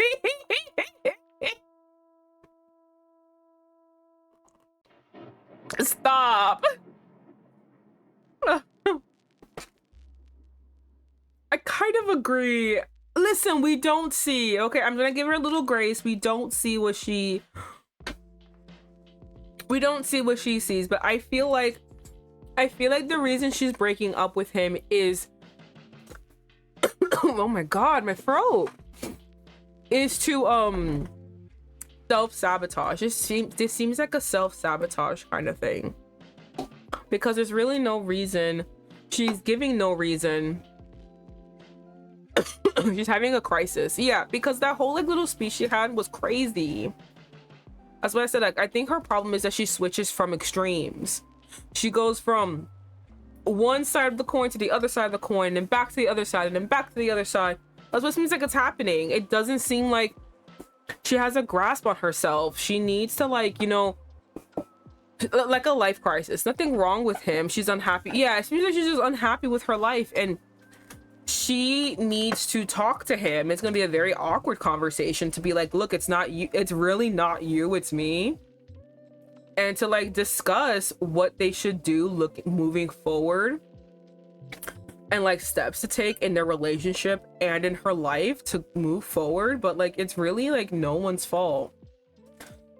But it's really like, no, there's no one's fault. It is her fault, but it's not like a finger pointing kind of thing. It's more like she just needs help and she needs to recognize what is the issue, and the issue is she's having a life crisis right now and she just needs to relax and not jump from extreme to extreme. Sometimes coasting in the middle is fine. You know, that the very, very normal thing that you're upset about, that's perfectly fine to do. It's clear he recently stocked up. There's a problem. Only a few packages seem store-bought. Is he could like be hunting. Don't tell me he's a cannibal too. Most of them don't have any kind of label indicating date, type, or weight. A chill runs down your spine. Okay, now you're literally trying to be like he's a cannibal. Come on. All right, hold on. Who thinks he's a cannibal? Put your votes in. Who think he's a cannibal? What if the mouth-watering smell in the kitchen right now is coming from one of those packages? You think so? Where did you get this meat, Soren? I don't see any dates on them. You can't stop your voice from trembling slightly. They're setting up cannibalism. Oh my god! I think I'm the only one giving him grace. I don't remember there's a warning for on the page. What? Hold on, is it warning for on the page? Oh my god, I forgot to do trigger warnings. Ah, I'm so sorry, everybody. I thought I was doing really good with the triggers. There's a lot of warnings on the page, though. I haven't looked in forever. Could be misreading. Okay. The triggers are, I'm so sorry. This comes in an hour and a half after playing. I really thought that I did everything before I started playing. I'm literally sick. I'm blaming everything on me being sick. I think that's a wonderful excuse. Anyway, the triggers are graphic violence, gore, blood, murder, kidnapping. I'm gonna be kidnapped. Disturbing themes, cannibalism. No, I was giving him grace. Obsession, stalking, privacy violation, misogyny. From who? Unplanned pregnancy. Oh my god, we gotta go. Oh no. Sensitive topics. Mention of incest. Why? Rape. Child abuse / neglect. Animal cruelty. What happened to Princess? Your first mistake was giving the poster boy of a Yandere game any sort of grace. Leave me alone.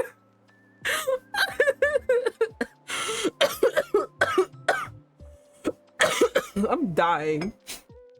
It's everything else. Okay, the last one. It's unhealthy relationships, emotional / physical abuse, trauma dynamics. This is great. If he is the one that removed her eye, I'm rioting. Oh my god, I hope he is not. I don't think so. She wouldn't be that protective and that like close with him, I would assume. You can't stop your voice from trembling slightly. Do you eat your girlfriends? Do you eat your ex-girlfriends? This is my better question. They're fresh cuts from the butcher I trust. There's absolutely nothing to worry about, sweetheart. I'd never poison you. You're always safe with me. I don't know. I just read the triggers. What was it? Forced pregnancy? What was it? Why do you say that? I know. Why do you say it like that? Why would you say it like that? Unplanned pregnancy. I don't know. I just saw that tag. He's an eater. He's an eater in more ways than one. Like before, I didn't think you were gonna poison me, but now I think you are. Exactly. Oh, that's not what I meant. I don't like the. Oh my god, your cheeks flush involuntarily. And you feel embarrassed. If a secret had just slipped out. The memory is still fresh. Your mother, who was never fond of cooking or taking care of you and your sister, once poisoned you both with expired food while trying to prove something to your constantly criticizing father. It was something you never told anyone, not even Soren. Trying to brush it off and move past the odd moment, you say the first thing that comes to mind. You've definitely been eating a lot of meat lately. Just trying to stick to my diet with the new weight training I've started. So tell me, do you think it's paying off? Yes, I think if I ran away right now, you would catch me in a horrific time. In a horrifically embarrassing amount of time, you would catch me. I doubt I can give a proper answer with that sweater on. Not the casual flirting. She fucking ruined me. Cannibal gains. Imagine if he's not a cannibal and we're making jokes. Imagine if I'm right.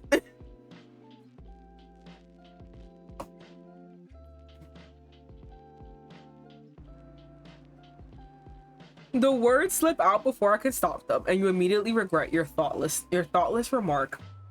But his response catches you even more off guard.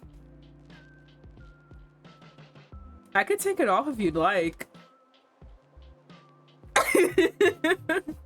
Maybe the real cannibal was inside us all along. I don't think so. As your gaze shifts to him, you catch something intense in his eyes, and you feel a rush of heat start in your belly and spread through your body. You haven't had sex with him since the thought of breaking up first crossed your mind. Good girl. Good girl Rue forgot she was trying to break. Oh no, this girl really forgot she was trying to break up. I know. You haven't had sex with him since the thought of breaking up first crossed your mind. That period has been unusually long for you, that you never thought of it as strange. Soren has always been more reserved and understanding than your previous boyfriends, and intimacy was never a big part of your relationship. But now you notice he's being more forward than ever.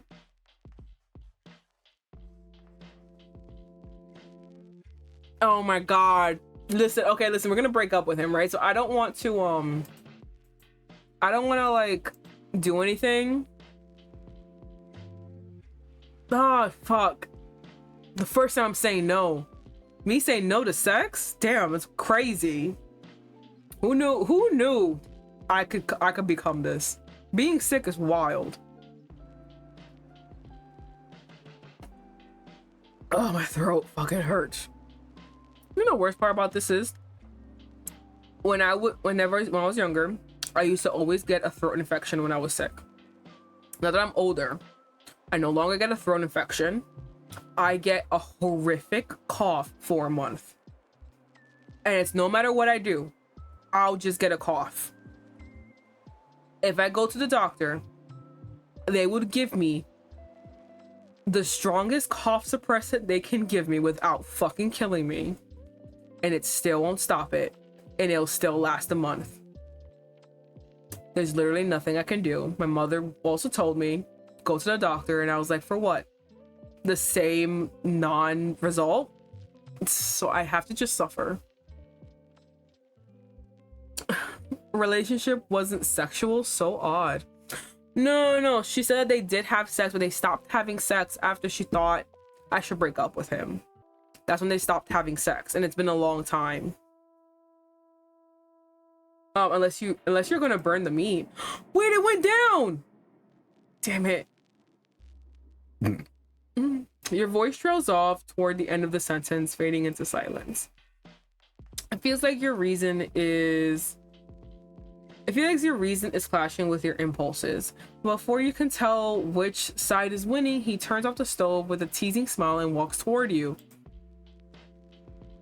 As the distance between you vanishes, his hands slide to your waist. That is hot. When a guy does that to me, it's so fucking hot. Pulling you toward him. When his lips touch your neck, that's my zone right there. You forget everything for a moment, including your plan to break up with him. His warm lips travel up from your neck to your ear, lightly biting your earlobe, sending a hot shiver down your spine as he whispers, "I'll take it off after dinner. That way, I won't have to put it back on Oh, you sly dog, Soren. The mention of dinner triggers.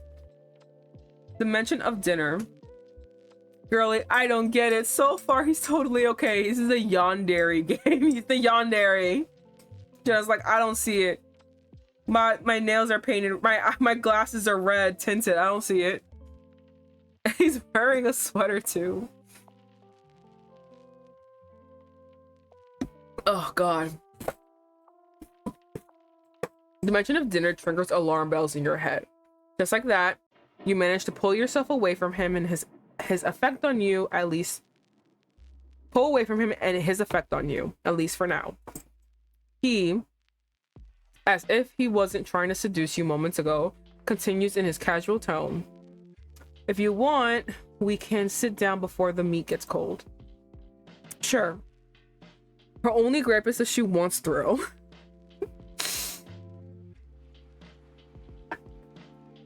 It's true though. It is true. I don't understand. Again, but we're getting a snippet into their lives.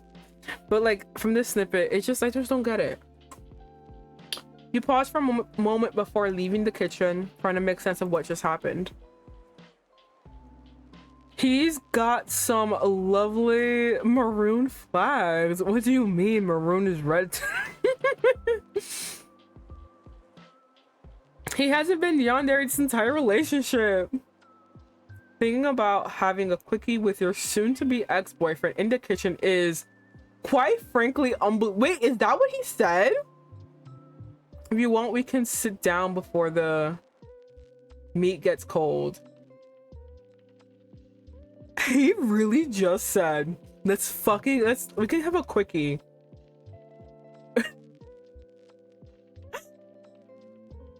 He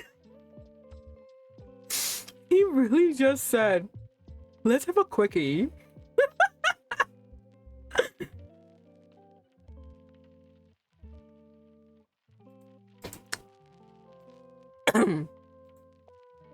Your inability to control your impulses is clearly still a serious problem for you. Are we having a quickie? Your final dinner with Soren begins like any other, despite the tension churning inside you. As a sense of the warm lamb chops, ooh, never had lamb chops. He just served reaches your nose, you realize you're actually hungry. He takes his seat across from you at the table and offers an encouraging smile. Please try it, love. I hope you'll like it. After everything he's done to prepare this for you, there's no way you can refuse. You pick up your fork under his attentive gaze and bring one of the pre-sliced pieces to your mouth. You don't need to be a gourmet. I think be a gourmet chef to know this is perfection. The crispiness of the outside and the tenderness of the juicy center, the way every spice is balanced just right. You've always known he was skilled in the kitchen, but this is flawless. Absolutely perfect. I've never had anything like this like it in my life. All right, I have downed so much tea. I think I have to use the bathroom right now. So give me a second, guys.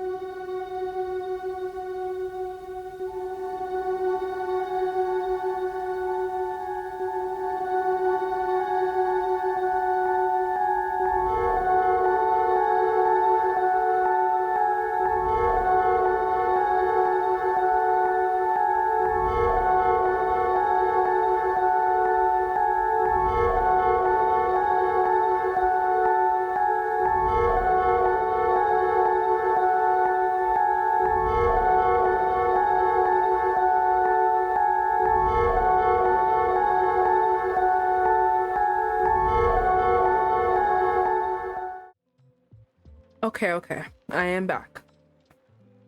Okay. Ugh, trying to like get all the saliva from my cough drop down my throat. Okay. He doesn't just react to the compliment itself. What satisfies him more is that he sees what he sees in your eye, in your face, in your eyes. Even in the soft glow of the candlelight, you can tell the emotion welling up behind his gaze. Smiling, he leans forward to refill your wine glass. I'm glad to hear that, love. For the next minute or so, the only sounds are the rain tapping against the window and your utensils against the plate. Even Princess is absent, granting you both a moment of rare privacy. Oh my god! Oh, that is to get me to break up with him. Fuck, I think we... Okay, continue eating. Your gaze drifts towards the window, noticing the rain outside has picked up. The thought of car journey in this weather begins to feel more and more unappealing. Besides, you're not exactly eager to leave this warm, peaceful home and return to your own small but chaotic studio apartment. You decide the breakup conversation could wait a little longer. No! Oh my god, this is bad! Oh, this sucks, actually. Oh no! Fuck, we should have done more.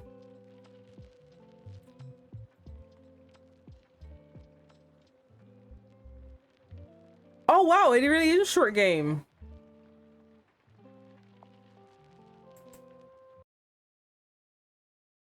I wonder when this is gonna happen then.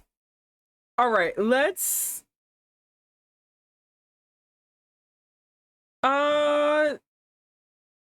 Should we start? No. Okay. Maybe more will happen if we break up with him. You know what I mean? So maybe, let me see. Do we have one where like...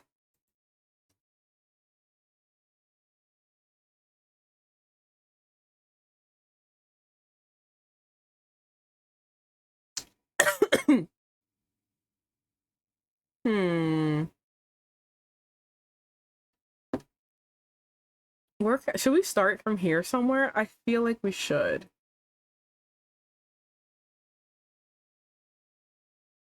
Let's start from here. It was going to the kitchen that made it go down, right?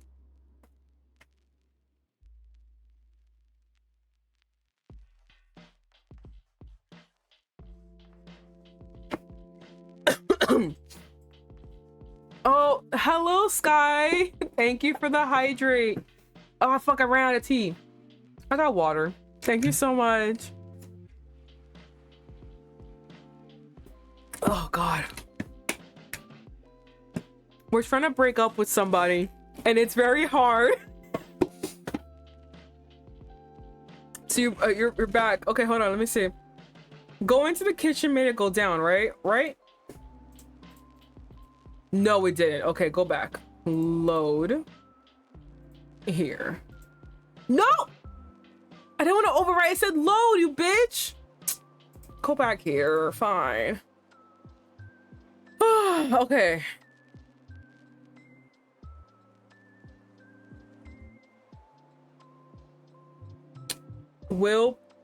Okay. Can you take her to another room? Fuck! Okay, shit.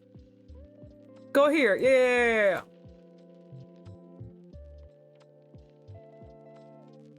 Accept your fate and let the dog silently judge you through dinner. Oh, okay. That doesn't do it either? Interesting. You already know Soren would never actually shut his dog in another room. So you resign yourself to this uncomfortable arrangement. After all, this is likely your last evening here. You hope you can muster enough patience to endure a few more hours of this. Just then, as if reading your thoughts, he comes to your rescue. It's almost Princess's bedtime. She'll head to her bed soon. The moment you step into the living room, the mouth... Okay, hold on. Can we? Perfect. Okay. Go to kitchen. Offer to help made it go down a lot. Perfect. When asking him, did it go down?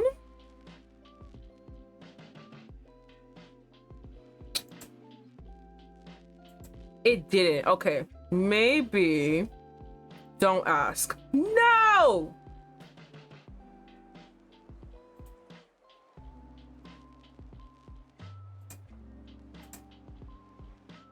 Ask. Okay, cool. Skip.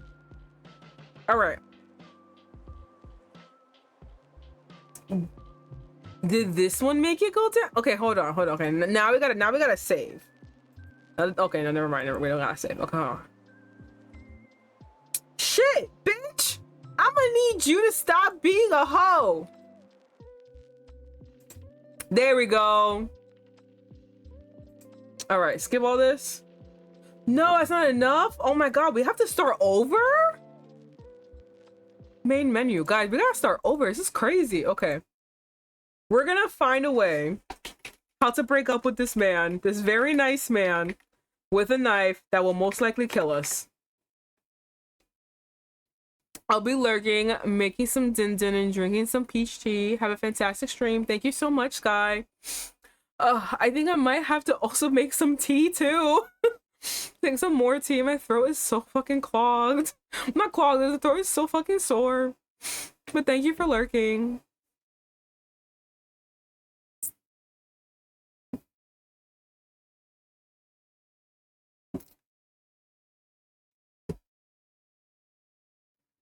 Okay, and okay, enter.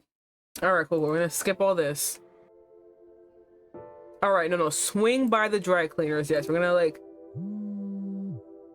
gonna have to I don't want to text him though. It just sounds like a mess.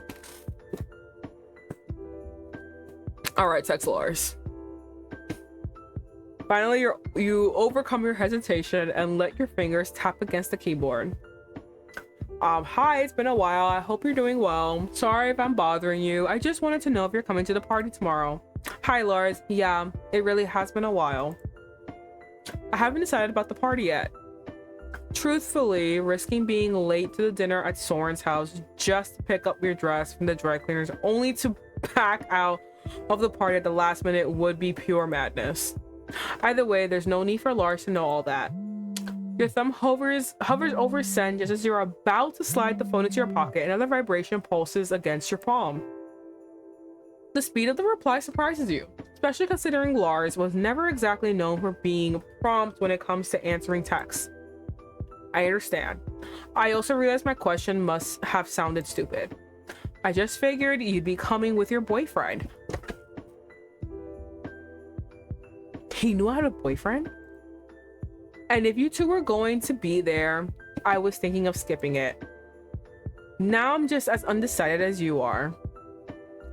That is, he is trying to, oh my god, I see what he's doing. I see what he's doing. I see what he's doing. But the thing is that she's not me.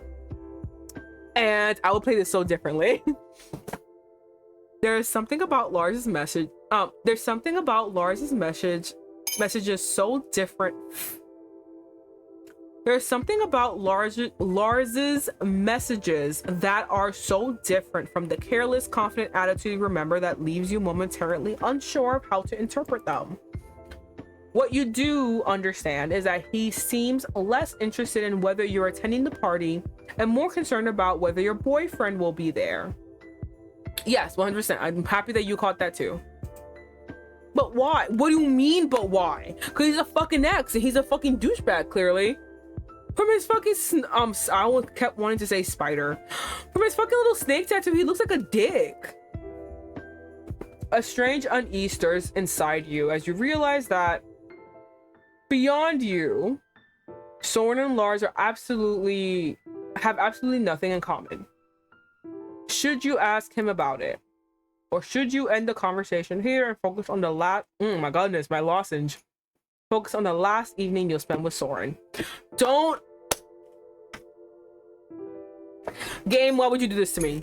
Game, why would you do this to me? If I don't ask, it won't go down. I have to ask, and I don't want to. I don't want this man.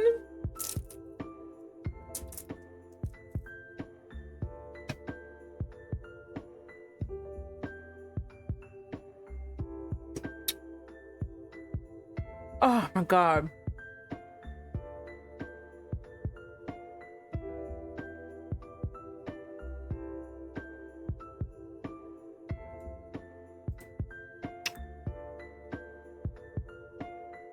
Shit.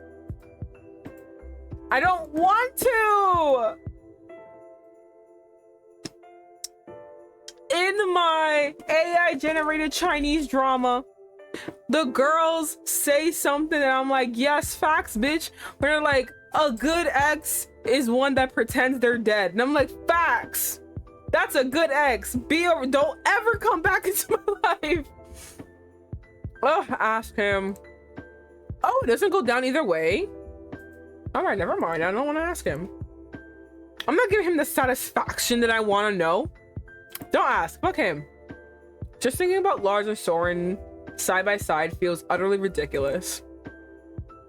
You know them both far too well. You're fully aware of how easily a sulking Lars, who no doubt heard from mutual friends how well things have been going with Soren. Yes, you haven't told him anything about the breakup yet, especially your coworker, except for your coworker. And when you did tell Maya, she'll probably think you're joking. Could spin wild stories just to confuse you and shatter your peace of mind.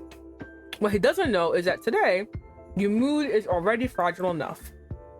The mere thought of Lars hearing about your breakup at tomorrow's party and how much he might enjoy it is enough to make you momentarily reconsider the decision you've made. All right. Did hugging him make it go down? I'm gonna say do nothing. Seems like... All right, never mind. I'm gonna say hugging him. There we go. Don't ask. Last thing you want to know right now is Princess. So you skip over any updates about her condition without a second thought. After all, she's the one who ruined your video call last night. The one that delayed this breakup conversation to tonight. You could even say she's indirectly responsible for your missing the chance to pick up your dress for tomorrow's birthday party, meaning you'll probably miss it altogether. But you did pick it up, and that will most likely damage things with Maya, your best friend who invited you. Picked it up. What are you talking about?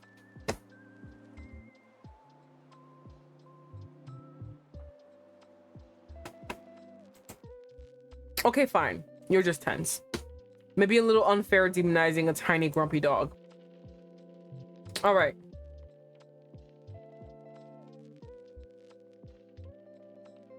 Oh, wait, hold on. Was there even one among them who appreciated a meal you prepared? All right, fine. You'll give Mars a pass here. After all, you can't ignore the extravagant restaurants he took you to. But one thought lingers, refusing to be dismissed. Maybe the real problem isn't this relationship, but your own feelings. Maybe what you should do is silence those unrelated. Okay. I think go to kitchen, right? That was what... Hold on, let me see. No. Yeah. Stay in living room?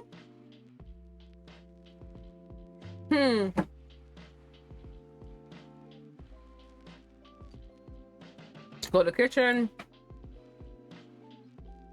Offer to help him, make it go down a lot. Skip over. Ask Soren, skip over. Unless you want to burn the meat. Keep going. Oh, hold on. Your inability to control your impulses is clearly still a serious problem for you. You vividly remember how Lars noticed this issue and used it against you time and again during your relationship. Could Soren be about to do the same? He could never be like Lars. In both good and bad ways. But could you fall for the same trick twice? Lars's charm has been tested and approved by many, unfortunately. You can't really say the same for Soren. But that doesn't mean you don't find him attractive. On the contrary, you feel like he's already succeeded in messing with your head. If you're feeling this way before dinner even starts, you can't imagine what the end of the evening will bring. Still, you know you have to take your chance. Are you serious? We still haven't figured out how to fucking break up? Are you kidding me? Or we gotta go back. Oh my god! How do we break up with this man? He succeeded in messing with your head by existing. How do we break up with this man? I'm literally so confused. Oh shit, Mr. Hottie. Well, we're trying to break up with Mr. Hottie, so don't ask me why. I have absolutely no fucking idea why she wants to do that. How do you break up with this man? Hold on. And then, okay, let me look at the guide. Because there's a guide. How do you break up with him? There's neutral ending A. And then there's neutral ending C. I don't know where the fuck B goes. Love interest. I think there's only one, even though there's two guys shown. It seems to be only, but this is a demo. So again, this is the demo. There could be more things out there, but I don't know.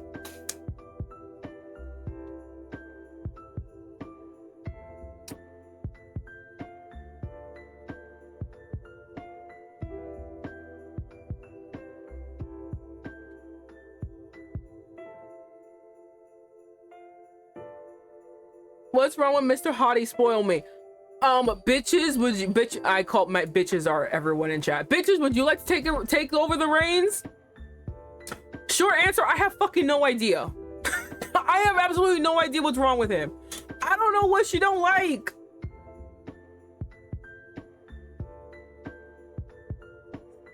I don't know what's wrong. She's being annoying.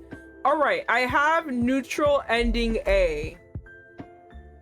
Which I feel like we didn't we?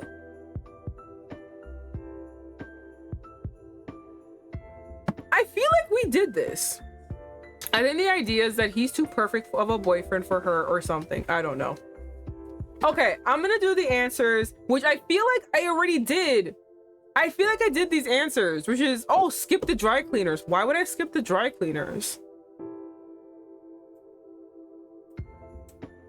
And the other one is also skip the dry cleaners. My little sister's back and she's literally telling me, do not skip the dry cleaners. Go to the dry cleaners right now.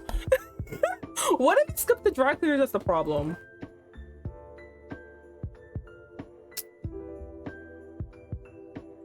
Also, each ending is a special card to let you know you've gotten it. To be continues don't count as an, yeah, no, I assumed to be continues don't count.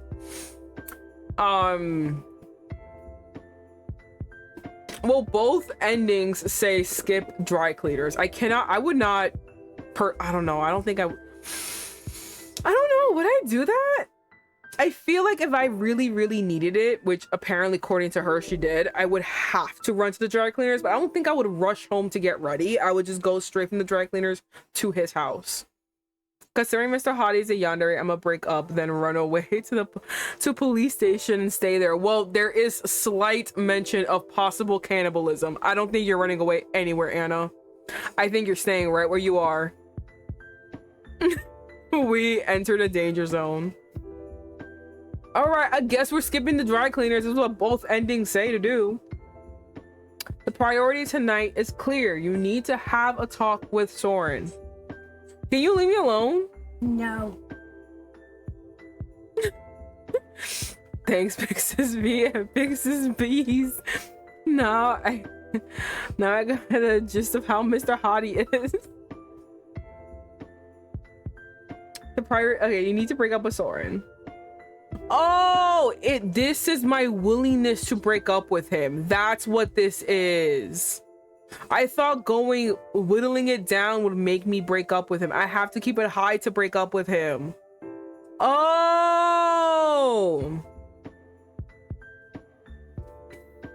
Because nothing I chose made it go down more and more. Do you know what I mean? So I think...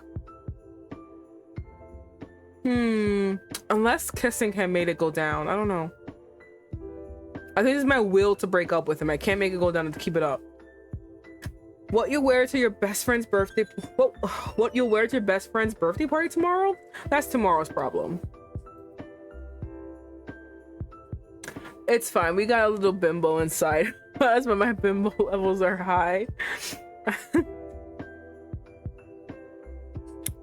You know Soren won't mind the delay, but you refuse to stack another lie onto this guilt.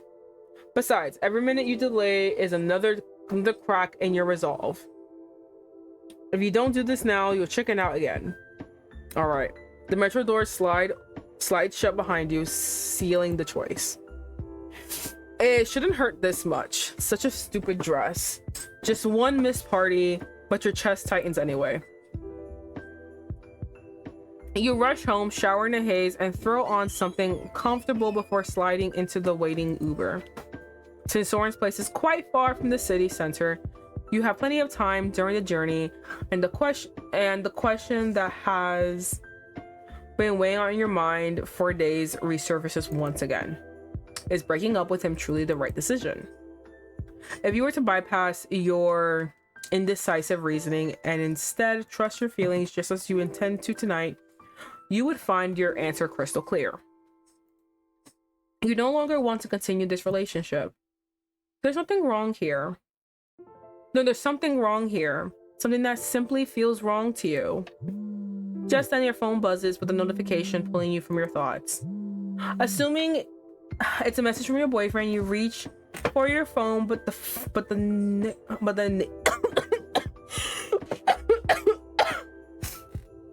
oh god. Lars gives me cough attacks. But the name that flashes across the screen makes your heart involuntarily quicken its pace. Lars, your ex-boyfriend. There's something weird about his face. I don't know, this is something weird. Listen, I know I'm gonna be a giant hypocrite as a fucking Xavier lover. He's too pale, his face is too angular, and I don't like his green eyes. I know I'm being a giant hypocrite because look at fucking Xavier, but I think his face is round. It's round like a... Thank you for the hydrate, Janice. Oh god. I'm gonna need more liquids the next time I gotta hydrate. Or rather, the ex-boyfriend who has been creeping into your thoughts more and more often lately. He's got those fuckboy tattoos. Honestly, yeah. Oh, you said cannibal? Oh, now I gotta buy a sturdy ass straitjacket handcuffs from an online shop. I don't know if Amazon sell these. But I don't like him. White men with tribal tattoos. Oh, yeah, you're right. Ugh. I read the message, an inexplicable thrill rises within you. Knowing Lars' fondness for crowds, lively... Oh, should I even be reading this or should I skip it?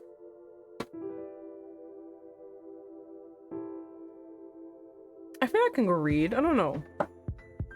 I'll read it. I don't think it should be too bad. Lively gatherings and the fact that he shares mutual friends with Mia. Would you pronounce that Mia or Maya?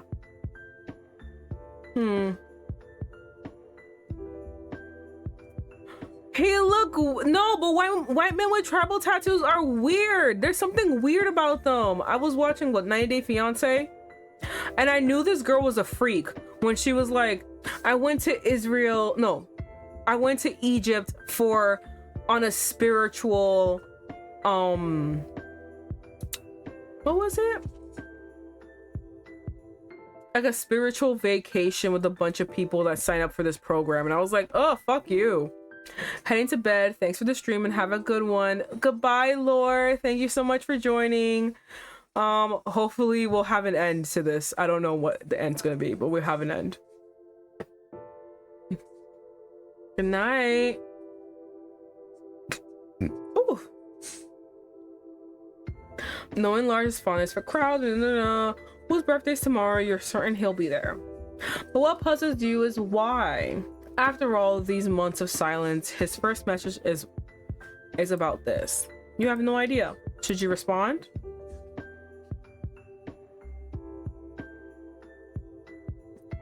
Girl, huh? Damn, something wrong with her trying to connect with spiritual people. It's more like I don't know how to explain this. It's more like instead of, you know, actively doing it, she decides to join in a weird program to become spiritual. Like, obviously one of those sketchy programs that are obviously just to trick people into giving money. So she joins into one of those, and the whole thing is like, oh, she goes to Egypt, right, for this whole thing. Yeah, it's performative spiritualism. She isn't actually trying to be spiritual. She just like joined this thing, right? Oh, and I forgot, it's called 90 Day Fiance, right? So I forgot to mention, within a day of meeting a man, he was like, first of all, he's also toxic. So he's like, let's get married. And she's like, no. And then after a week when she left, she's like, okay, I'll get married to you. And then gets married. So I feel like I went to Egypt for a spiritual cleanse or whatever stupid shit that she said was enough to already tell me, oh, you're a freak. And then everything else she did after, I was like, yep, you're a freak. I don't know how to describe it to you. It's just like, it's one of those things that people do for performative reasons, and you can kind of spot it. Do you know what I mean? Because like, if I wanted to be spiritual, I mean, I think I have been saying it, like I have been like getting into Wicca or like, you know, brujeria and stuff like that, but I mean, I don't know, I'm not going on a fucking spiritual retreat to the mountain, to like the to Mexico. Do you know what I mean? But like to an actual resort in Mexico, you know what I mean? Like, you're not just going to Mexico, you're going to a resort in Mexico. You're not doing this. I don't know. It's just like, in these cases, you gotta fetish shame and kink shame. You just have serious shit and not fetish and kink. Yeah.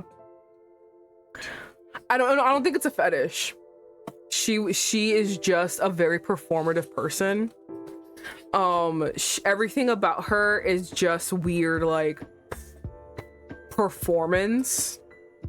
Like, when they in 90 Day Fiance, when they interviewed her friends, they were like, oh yeah, it's like so like, it's so common for us to not see her months at a time and then see her pop up again and hang out for like 3 days and then she just disappears again.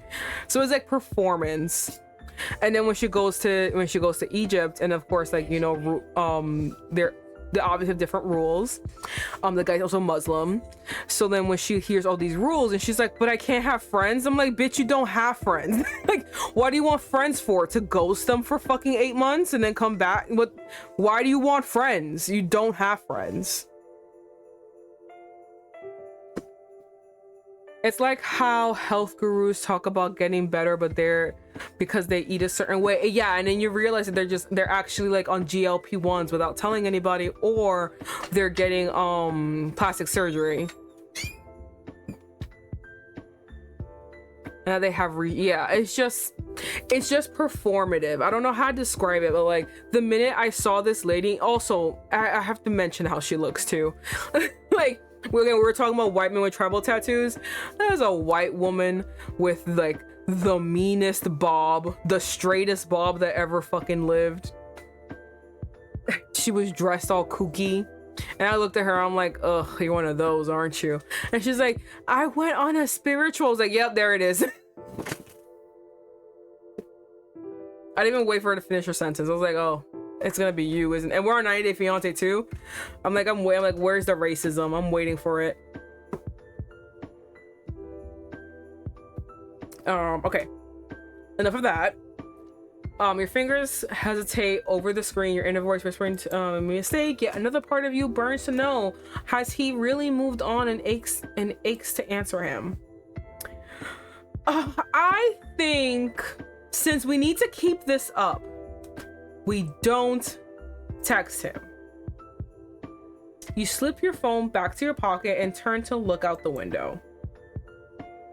Right now, you have neither the time nor the energy to respond to that message or to dwell on what might be going through Lars's mind. You know the reason he's been creeping into your thoughts lately is because of the emotional void and anxiety stirred by your decision to end things with Soren. You've experienced this pattern in past relationships too, but the past needs to stay where it belongs, behind you.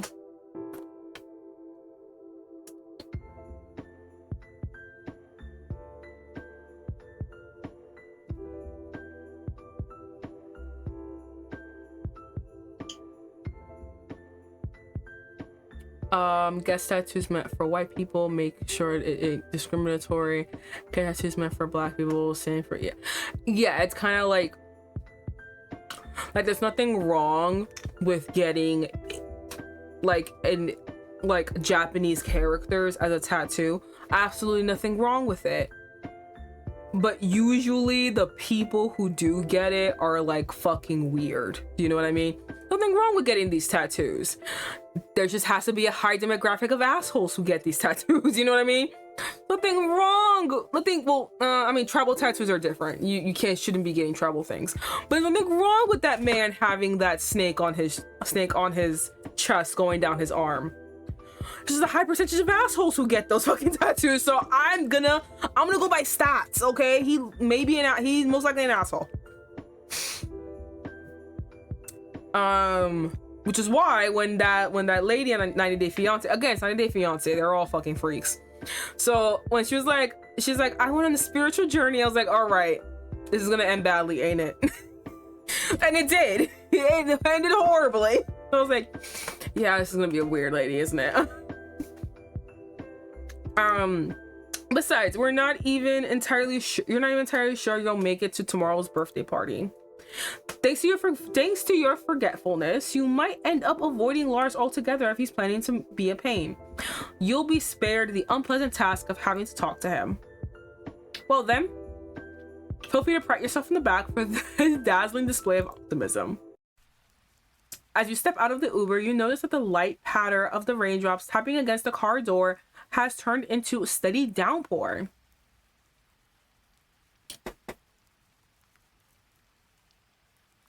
It gets messy because a lot of tribal tattoos are culturally important, like coming of age or earned through hard work.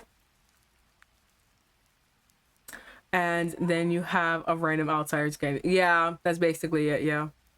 I played the kid in the back and I love Soul.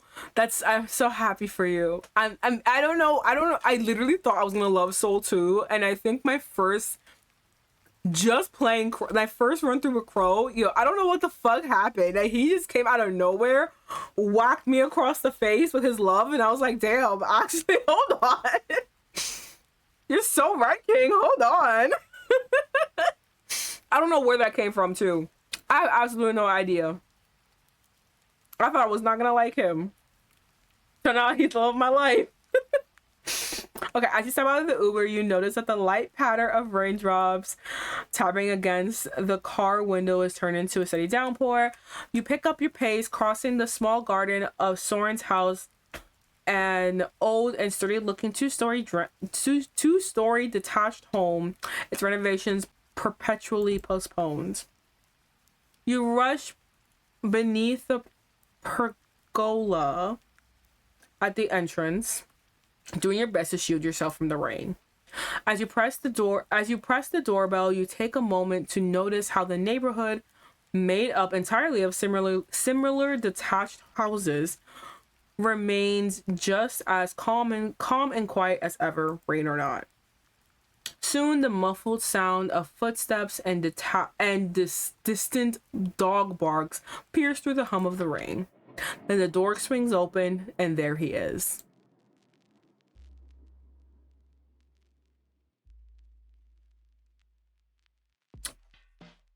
Despite the difference in your heights, he leans forward just enough for you to clearly see the warm smile spread across his face. Welcome, love. Come on in. Don't get any wetter. He steps aside to let you in, and as you cross the threshold, the familiar warmth of the house wraps around you. The contrast between it and the cool, damp air outside, or perhaps the weight of what is about to happen, sends a faint shiver down your spine. Just then, Soren closes the door swiftly behind you and turns to face you. Okay. I think doing nothing is the thing, right? Hugging him made it go down, right?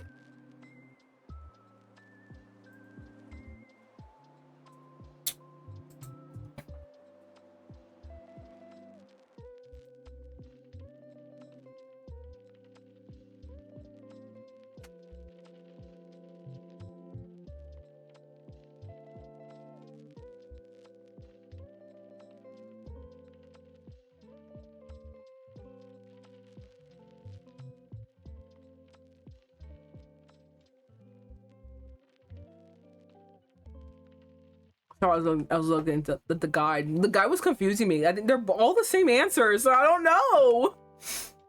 But I think do nothing is the thing that keeps us up.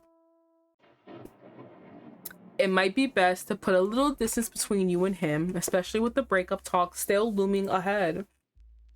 But so instead of hugging or kissing him like you usually would, you settle for a warm smile. Unlike you, Soren leans in and presses a soft kiss on your cheek, either unaware of your reserved demeanor or choosing to ignore it. He's so cute. I don't know how you can resist. Just then, the dog trots over to the door, where you're both standing, her tiny body trembling with excitement as she begins to growl at you with surprising volume for her size. You notice the wet mark around her mouth and immediately understand Soren must have tried to distract her with food before opening the door, hoping to soften her mood. But clearly, she couldn't be bothered to finish her snack when the opportunity to antagonize you was too tempting. You miss Vivian too, didn't you, princess? Meet Princess. This fucking bitch. Princess is a small, greedy, one-eyed chihuahua mix that Soren adopted and though he refuses to admit it, she absolutely has anger issues. Truthfully, with her temperament and the eye patch she wears, Pirate would have been a far more fitting name. But don't mind her. She always gets a little sensitive after the vet. Oh, of course not. No problem. But you know damn well it has nothing to do with the vet. She's despised you from the moment you met for reasons you've never understood. Not that you can say that to Soren, who somehow still believes his princess is the sweetest, gentlest dog alive. Luckily, as long as he is around, her hatred doesn't escalate beyond bared teeth and growls. So, as you both head to the living room, she settles for glaring daggers at your back. Damn, that says something. What, you mean the dog? The fact that the dog hates you? Oof. Are you trying to say that it means that we suck?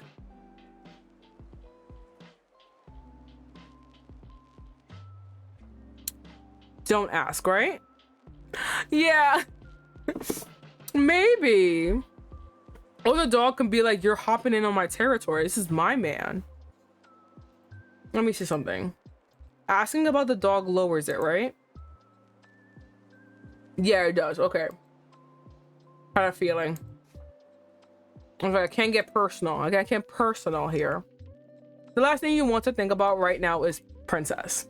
So you skip over any updates about her condition without a second thought. After all, she's the one who ruined your video call last night. The one that delayed this breakup conversation to tonight. Ugh. I'm gonna rearrange myself on this chair. The moment you step into the living room, the mouth-watering aroma of ribs spills out from the kitchen, wrapping around you. Oh, wait. A single glance at the table tells you everything. The carefully arranged plates, the candles casting their warm glow, your favorite wine chilling in the ice bucket. With the names large and Soren, the ILs are most likely Scandinavian European. Maybe. I don't know. They didn't tell us a setting, but it's okay.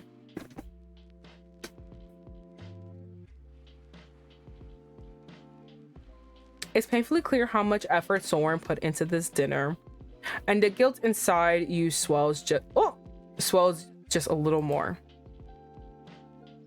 How many of your exes ever cooked a meal like this for you? Better question. How many ever cooked for you at all? Not reheated leftovers, not takeout, cooked. Was there even one among them who appreciated a meal you prepared?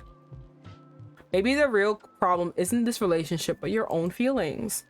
Maybe what you should do is silence those unreliable emotions, the ones that keep dragging you into the wrong relationships, and finally listen to logic. Maybe, instead of breaking up with Soren, you should be proposing to him. But why would Soren accept a proposal from someone like you? He has a better job, a nicer home, nicer house, a reliable car, a beloved dog, hobbies that fulfill him, and a life that seems to be going pretty well.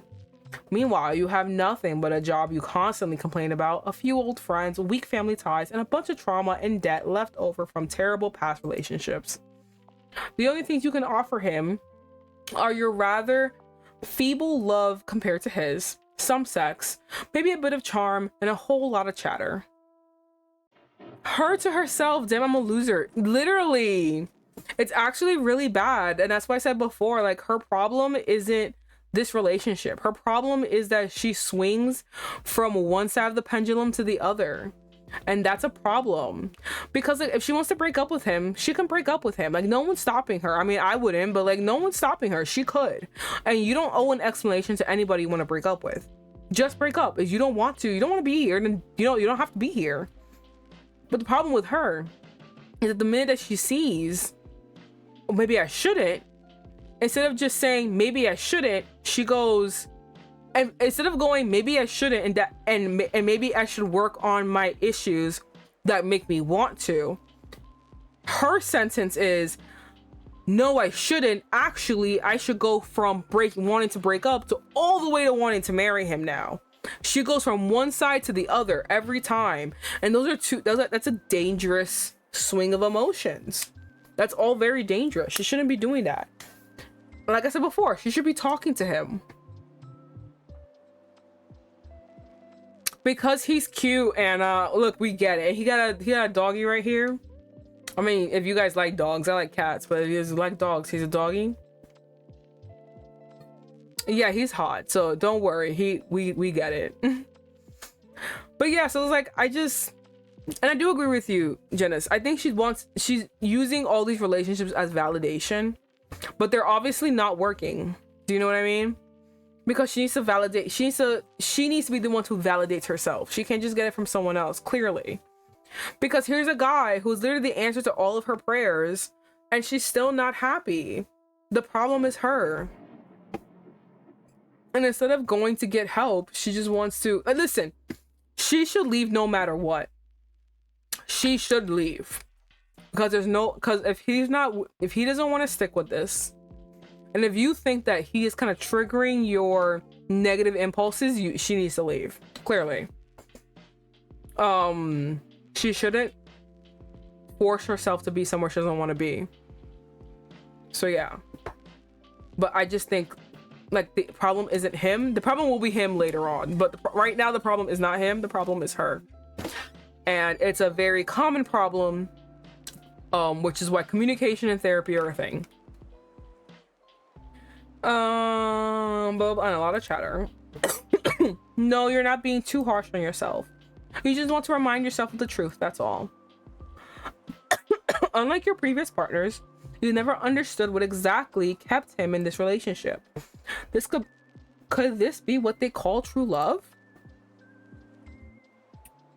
If I was the MC in this game, I would not leave Soren. Yeah, I mean, I feel like everyone in the chat actually was just like, no, I would not leave this man. You're not alone there, sister. Unfortunately, after your past bad relationships, your instincts won't let you put those rose-colored glasses back on. I don't think Lars is a cheater.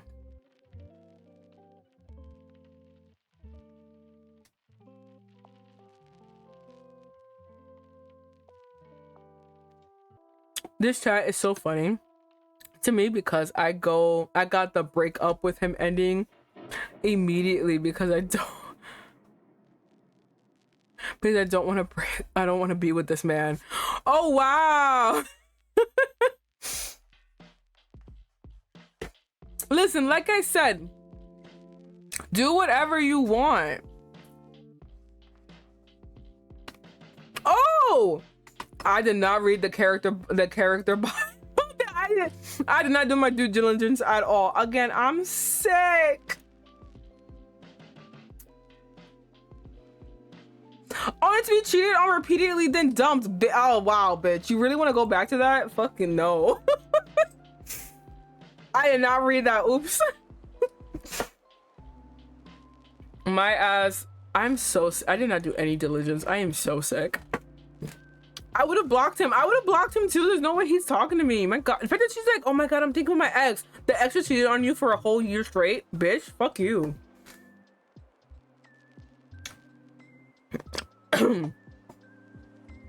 Oh my god, IX are so funny. He's like, I don't want to be with this man. I got it. And everyone's like, no, I love him.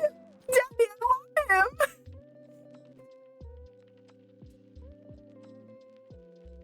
him. You no longer believe in fairy tales with white knights. Oh wait, hold on. Let it be called true love. Unfortunately, after your passing, your instincts won't let you put those rose-colored glasses back on. Being a VN fan and also illiterate is a different world, speaking from experience.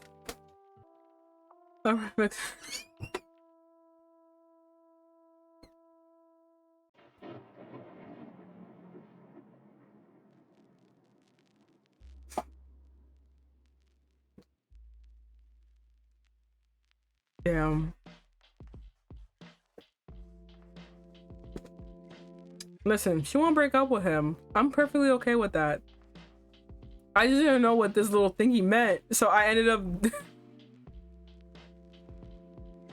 okay. Unfortunately,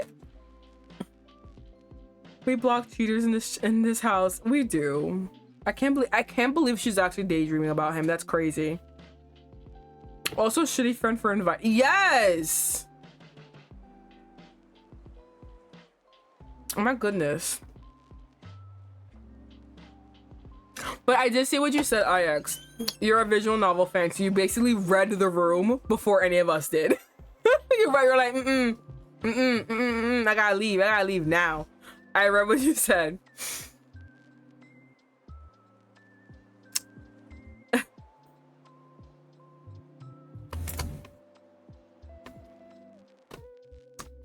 Ugh, okay. I think I'm okay now.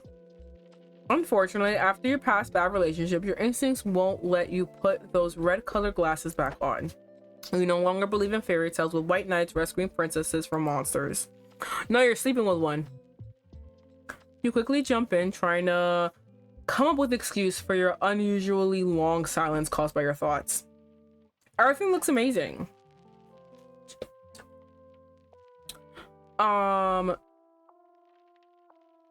Even such a simple phrase is enough to make his eyes light up. I'm so glad you like it. The food is almost ready. Do you need any help? No need, darling. I've got it. Please just sit and relax for a bit. After checking on his dog, who is now gone to her bed in the corner, Soren smiles at you and disappears back to the hallway. While you wait for him, maybe you can do something. I think, Oh no, back. I want to save.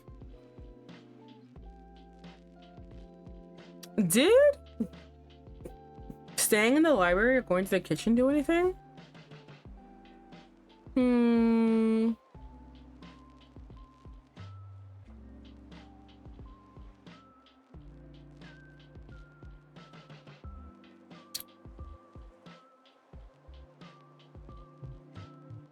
This is indifferent. I stay here in the living room. Before getting an important before such an important conversation, you need a moment alone to gather your courage. Taking a deep breath, you sit on the couch. The wooden display cabinets, drawers, trinkets, porcelain, everything in the room, like the rest of the house, still preserves the arrangement inherited from Soren's grandfather and grandmother. Everything seems so familiar and comforting. As the rain intensifies, the murmur of raindrops hitting the windows grows louder, and you find yourself feeling surprisingly peaceful, as if you truly belong here. You know that by breaking up with him, you'll be saying goodbye to not only him, but to all these beautiful memories as well.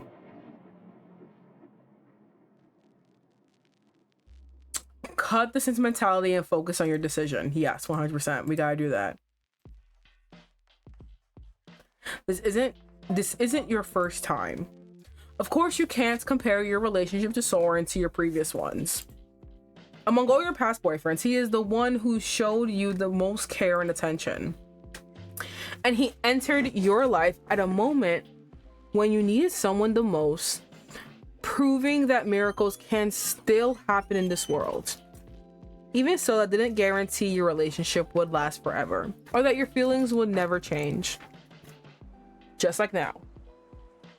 You're grateful for having met him and for the time you spent together. No matter how he reacts to your decision to break up, the truth won't change. At least you hope it won't. Moments later, you hear his footsteps approaching the living room. And now everything's ready. We can move to the table, darling. I have to say, I really, really, really wanted to look through the baby pictures. I really, really, really, really, really did.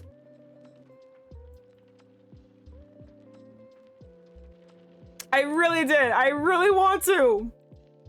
Go down. Fuck. But I really want to know.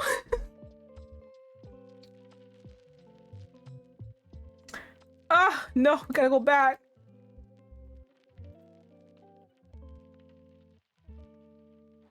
Oh, okay. Your final dinner with Soren begins like any other, despite the tension churning inside you. As the sense of warm lamb chops, he'd just served reaches your nose, you realize you're actually hungry. He takes his seat across from you at the table and offers an encouraging smile. Please try it, love. I hope you'll like it. After everything he's done to prepare this for you, there's no way you could refuse. You pick up your fork under his attentive gaze and bring one of the pre-sliced pieces to your mouth. You don't need to be a gourmet chef to know this is perfection. The crispiness of the outside, the tenderness of the juicy center, the way every spice is balanced just right. You've always known he's skilled at the kitchen, but this is flawless. Absolutely perfect. I've never had something like this in my life. He doesn't just react to the compliment itself. What satisfies him more is that he sees what he sees in your face, in your eyes. Even in the soft glow of the candlelight, you can tell the emotion welled up behind his gaze. Smiling, he leans forward and refills your wine glass. I'm so glad to hear that, love. For the next minute or so, the only sounds are the rain tapping against the window and your utensils against the plate. Even Princess is absent, granting you both a moment of rare privacy. There's nothing to gain from waiting any longer. You believe he deserves to know why you really came here. And if you delay it much more, You might lose the resolve to go through with it. Oh my god, here it is. I didn't even have to press a button. It's here. You slowly set your fork to the edge of your plate and muster all your courage. Lift your gaze to meet his. There's something I need to talk to you about. Guys, we're doing it. We're doing it. We're dropping it. We're dropping the bomb. Don't look at me like that. Don't look at me like that. A flicker of surprise crosses his face at the seriousness of my voice. Even so, when he speaks, his tone is just as soft and understanding as always. Of course, love. I'm always ready to listen to you. Don't say that to me. Don't say that to me. You take a deep breath, keeping your eyes on his. No stalling, no sugarcoating. I've been feeling like something's different lately about our relationship. Though the surprise in his expression deepens, he says nothing. He just watches you in silence, waiting, always waiting for you to finish. It's one of the things you've always loved most about him. And also in this moment, one of the hardest to face. His way of truly listening, of giving weight to every word you say. But there's no turning back now. You have to follow through. This isn't easy to say, but I think we need to break up. I don't like that color change. I don't like that. The tension in the room is so thick, your words seem to hang in the air like smoke. His expression doesn't change. That was a change. I don't know about you. But you notice his eyes drift to his wine glass instead of staying on you. You give him space. Time to take it in. The sound of rain outside seems to grow louder, pressing into the silence between you. When he finally looks back at you, the warm light that's always lived in his eyes is gone. I don't believe you made this decision on impulse, Vivian. But did I do something without realizing? Something that hurt you? His voice is so gentle, so considerate, that his response fills you with guilt. Even though you know how deeply this must be hurting him. No, never. Honestly, it's quite the opposite, Soren. Out of all the men who've come and gone in my life, you are by far the best. The thought of losing you, it hurts me too.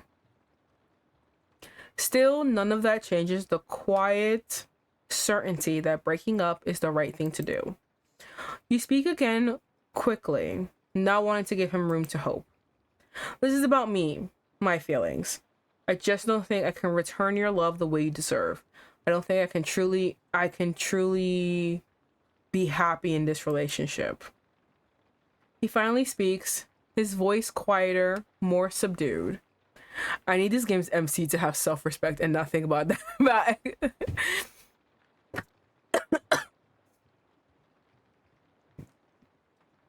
I don't think she's thinking about, like, she was before, but I'm thinking because I didn't click to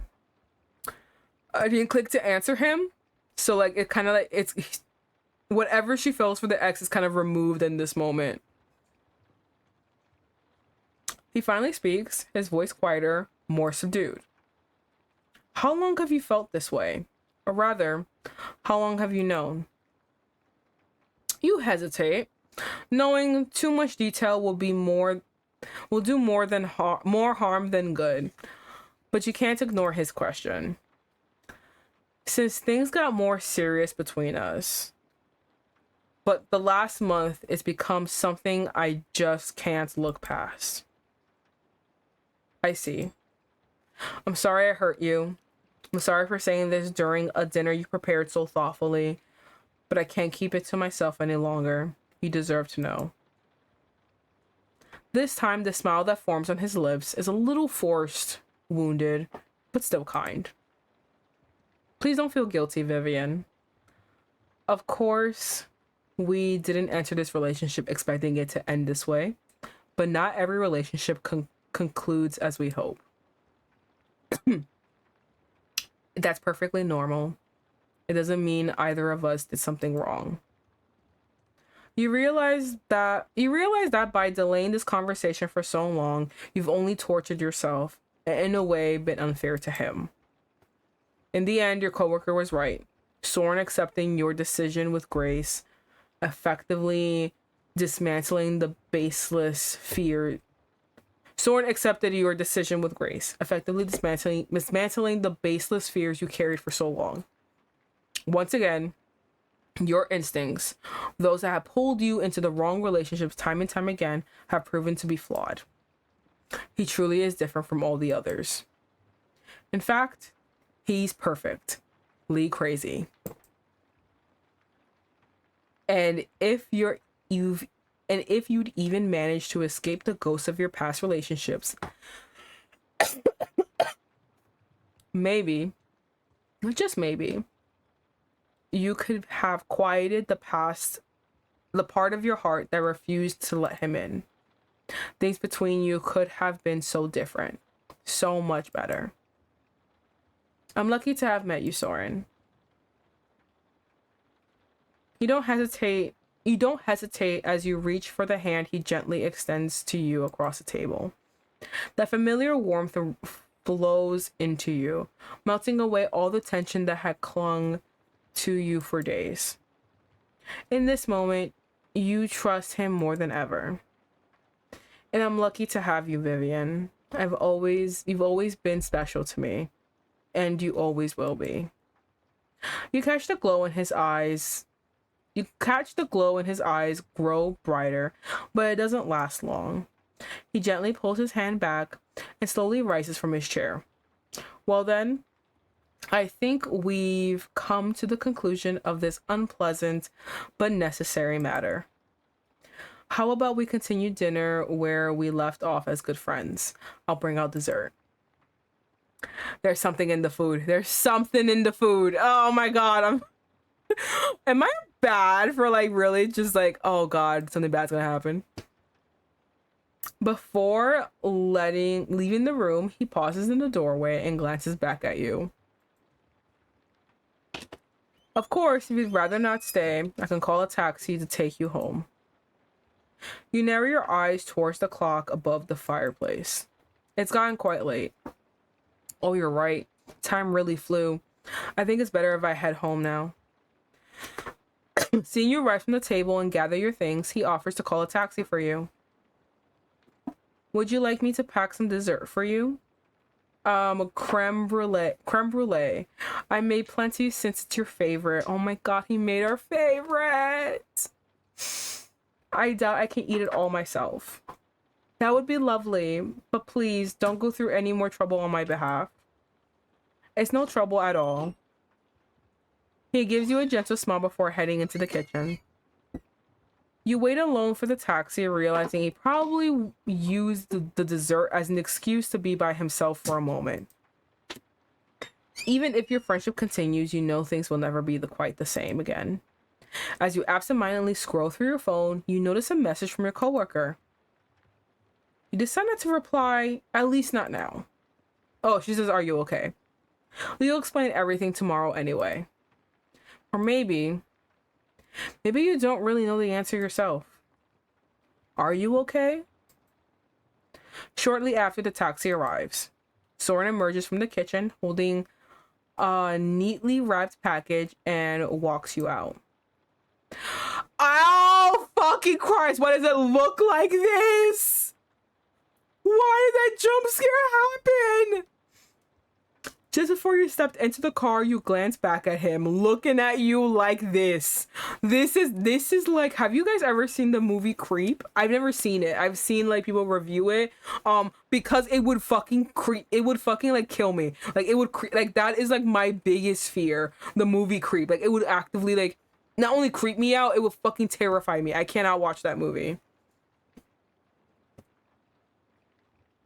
But this is the what it gives.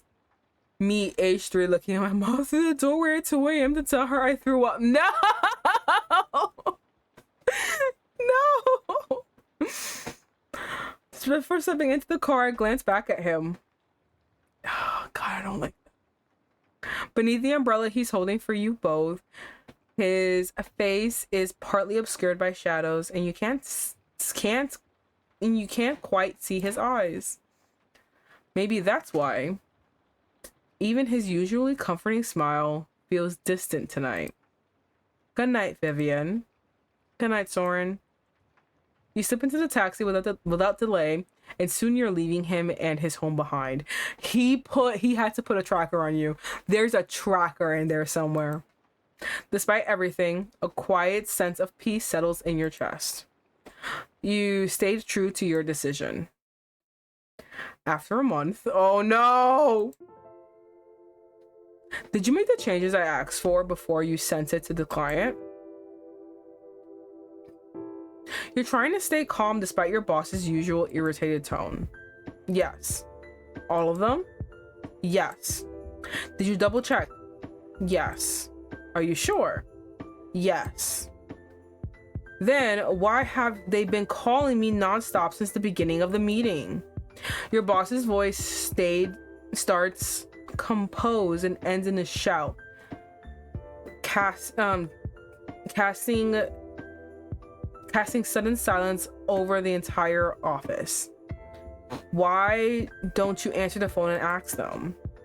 Your unexpected reply draws stunned looks from your coworkers. Your boss's face flushes bright red with rage just as the phone rings again.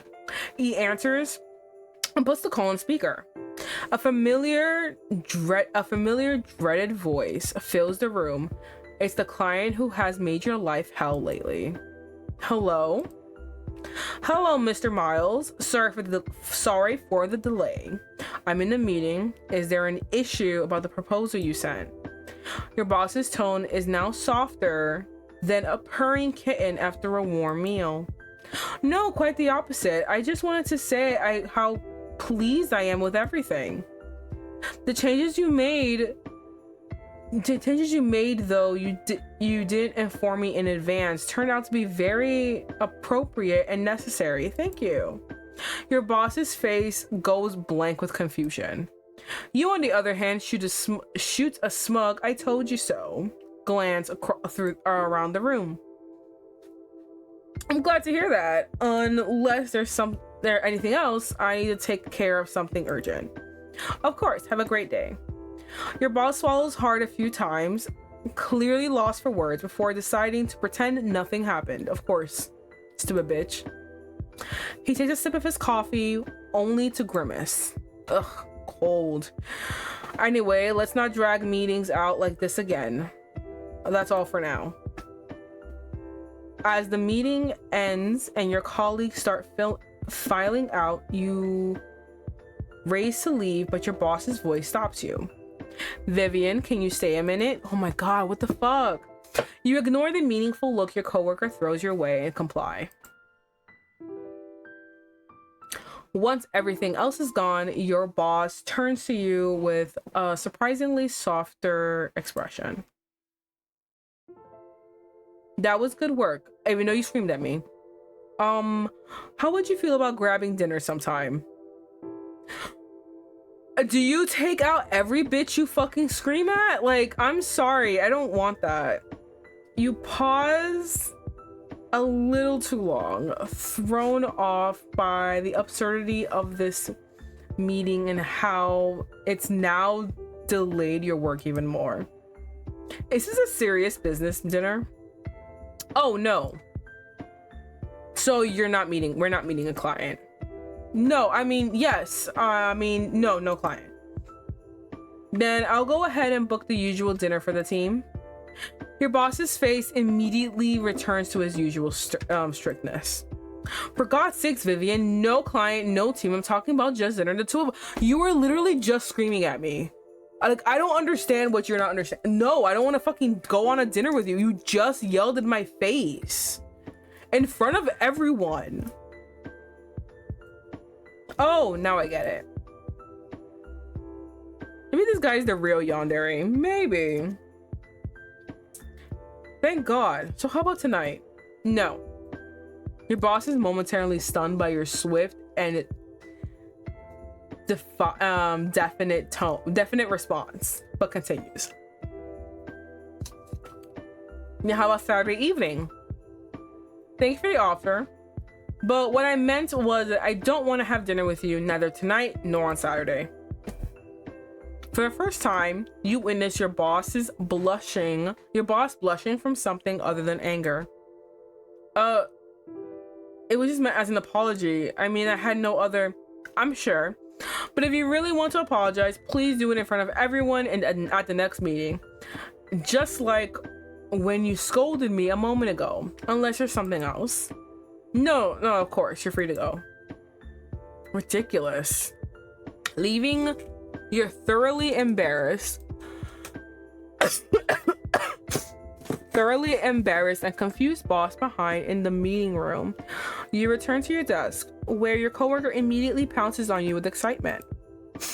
What did he say? Tell me right now, or I'll die of curiosity. I'll never forget the look on his face when the client thanked him over the phone. Wish I had taken a photo. Wait, did he actually apologize to you? As you sit down and toss the files on your desk, you mutter, "Worse, he asked me out to dinner." Just then, your coworker, who was raising her mug to her lips, spits out her sip. What? Calm down, you'll choke. Under the strange looks of a few people passing in front of your desk, you help her clean herself in the desk with a napkin. Ignoring the coffee stain on her shirt, she immediately turns back to you. Oh shit, I never thought he was the type. He seems like a true workaholic who didn't care about anything except the clients. But look at that, he even found out about your breakup with Soren. So, what did you say to him? Your hand hesitates briefly from wiping the table at the mention of Soren's name, but you're certain your coworker didn't notice. Of course, you turned him down. Oh, really? You did the right thing. Still, you know, for someone so angry and annoying, he does have a bit of a charm, and he's rich. If we had gone to dinner, you'd have enough gossip material to last until our next proposal. It would have been fun to see his flirting skills. If I were in your place, I don't think I could have said no. Maybe the you from a year ago, before you met Soren, wouldn't have said no to that invitation either. There was something deeply alluring for you about getting an offer like that from a man who was always angry, difficult, and irritating. Ew, why? But now, even while reviewing new job applications every evening, you don't even think of your boss. You're still thinking about Soren, aren't you? You abandon your efforts to clean an invisible stain on the desk and let yourself drop into the chair as your coworker continues. You didn't expect him to accept the breakup so easily. You thought he'd resist, try to convince you that you still love him. Just like the other men in your life did. The only difference is they didn't really mean it when they tried. Did he contact you after that dinner? Any call or message? No, I guess it's for the best. Before the silence had a chance to stretch further, your coworker quickly jumps in again. You're right. You see the last email from the boss? The same old nonsense. But there's this one thing. Even the relief of having most of your work done by the end of the shift didn't lift the strange hollowness inside you. After saying goodbye to your coworker and leaving the office, instead of heading straight to the metro, you start walking down the street. Something in your life feels off. Before breaking up with Soren, you thought it was your relationship. Now, you're not sure what it is. Oh, new CG unlocked. What is it? You move aimlessly through the crowded street, drifting like part of the current. You consider calling him, even though even though the fact that he never tried to contact you after that night makes you feel like the breakup was the right decision for him too. Maybe. What's happening? Maybe this time you could be the one to make the first move. After all, since things didn't end badly, calling him just as a friend wouldn't be so strange.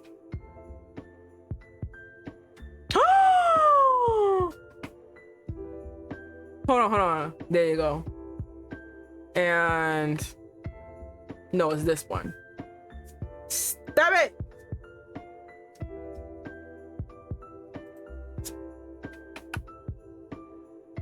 There we go. Let me taking a screenshot mid-game. Just then, your eyes catch a tall man in a dark hoodie in the crowd. Oh, that's a better one, actually. Hold on.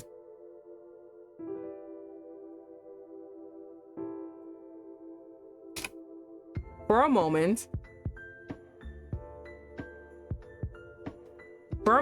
you almost think it's him. Bitch, it's him. Look at his face. But you're certain he wouldn't be there at this time, dressed like that. Still, something in you insists the man who disappeared so quickly was Soren. Your silly thought is interrupted by your phone vibrating in your pocket. You check it to see the message confirming the job interview you faked being sick to attend last week was successful. We're thrilled to inform you that your application for the digital marketing specialist position at Bloomwise Media has been accepted. Congratulations. Contact XXXXX. A good position at a good company with good pay. Finally. Your joyful outburst draws a few stares from passersby, but you couldn't care less. You feel like you're on cloud 9. Now you can finally focus on your career instead of men. The thing that's been making you feel wrong lately must have been this awful job and your uncertain career. Your new job is going to be so good for you. Right? Oh, I got a fresh start is waiting for you. But are you really sure? Neutral ending A. I got it! Yeah!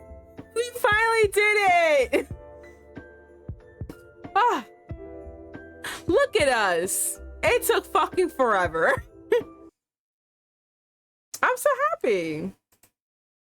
So I'm guessing the other one is neutral ending C. I don't know why it's A and C, not A and B. And it seems like neutral ending C. The little thingy is, you were a bad girlfriend, but now you're a good friend. But I wonder who is the friend? Would it be him? Crazy. But I'm happy I at least got the ending where I fulfill her wishes, because I did want her to like get her wish, you know? I mean, not everyone agreed with except for IX. IX was like, nah, leave this bitch, I don't want this hoe. But the rest of us were like, no. But you know, even though I was on the no camp, we don't know what we this is only a snippet into their lives. We don't know what's going on. You know, if she wants to leave, she should leave. So I did want her to get her to break up with him. I just couldn't figure out how the fuck to do it. I didn't understand the little scaly thing. So I'm happy that I figured it out. And now she has left him and he is stalking. He's stalking her now. Oh my god. This is actually 1,000 times worse. I wonder, oh no, I don't even have enough time. I was thinking that I could probably do a little snippet of like, you know, the other ending. I don't think I have time for that. Oh, unless I skip everything. Hold on. If I skip everything. It's not too long. Okay, cool. Skipped, right, yeah, no. What we're gonna do, don't text him. What we're gonna do nothing. Don't ask. Stay in the living room. This is what we're gonna do. We're gonna look at the family photos, the thing that I wanted to do. Your eyes catch the family photos scattered across many corners of the room. You often hear Soren talk about his happy childhood, unlike yours. You get back to the couch and approach a console, picking up one of the framed photos on top. It's an old childhood photo of Soren, and you're not surprised to see him posing with the same quiet, composed demeanor he has now. The young woman hugging him beams at the camera, radiating beautiful and effortless charm despite her simple dress. You recognize her as his mother, who passed away from illness when he was very young. Behind them are his warm-looking grandmother, and in contrast, a large, stern-faced grandfather, more serious than the others in the photo, but somehow still trustworthy and clearly the one Soren most resembles. After losing his parents early in life, Soren had been raised in this house by his grandparents, and he has always spoken of them with love. Though they're no longer alive, the love they gave him still lives on within him. Moments like this make it hard not to envy him for growing up in a warm, loving, and secure home. Even though both your parents are still alive, that hasn't made a difference. They always felt far removed from their affection. As you continue looking at the framed photos, something catches your attention. There isn't a single photo of Soren's father, who you know died in an accident before he was born. Died in an accident before he was born. In fact, you can't even remember whether he has ever said anything about him. You're surprised at your sudden interest in the family of a boyfriend you're planning to break up with, yet a deep curiosity stirs within you. Damn it! Oh no, not you making me more curious! No! Why would you do this to me? No, I can't do that. No, that's too low. I can't get. Oh fuck! I wanna read more. I wanna read more so badly.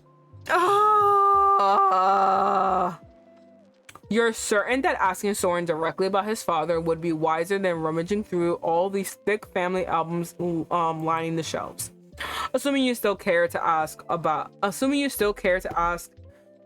after you drop the breakup bomb. Just then you hear approaching footsteps. Cool. What? This is too much?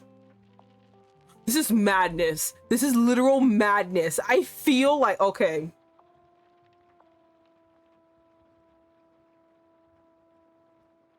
Whoa, oh my goodness. I feel like I'm going crazy. I feel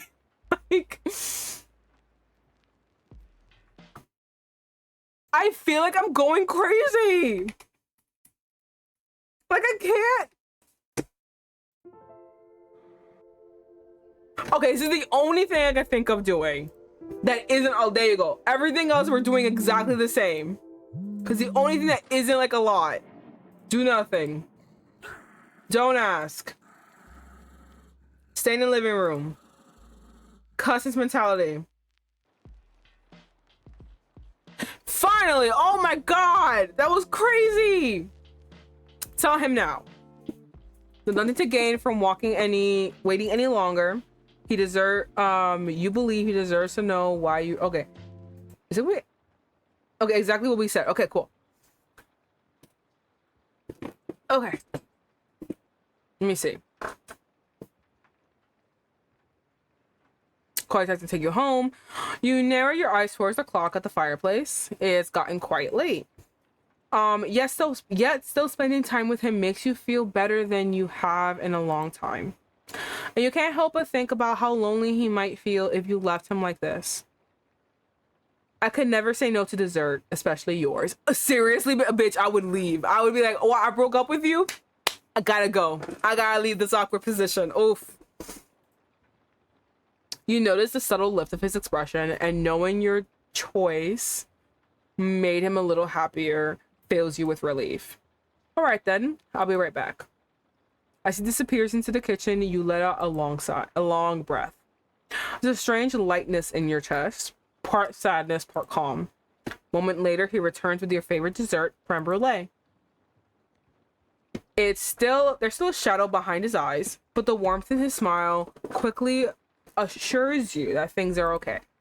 The two of you enjoy the dessert while watching a comedy, never once bringing up the breakup again.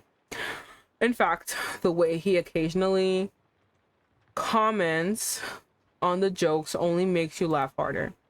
It reminds you of the easy, joyful moments from when your friendship was just beginning.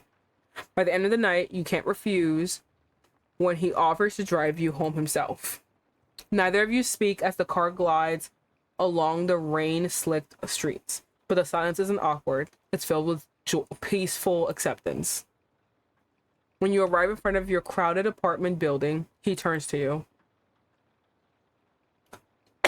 Vivian, I want you to know you can always reach out to me if you need anything. Being friends doesn't change that. His words tighten something in your throat, but you still manage to smile. The same goes for you, Soren. Thank you, really. Good night. Good night. After a month, I wonder if this is all the same. Oh.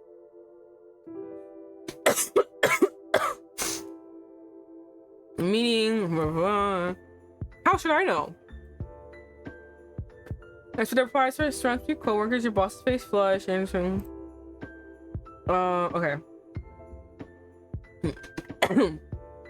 Oh my god, I have no liquids around me to help me.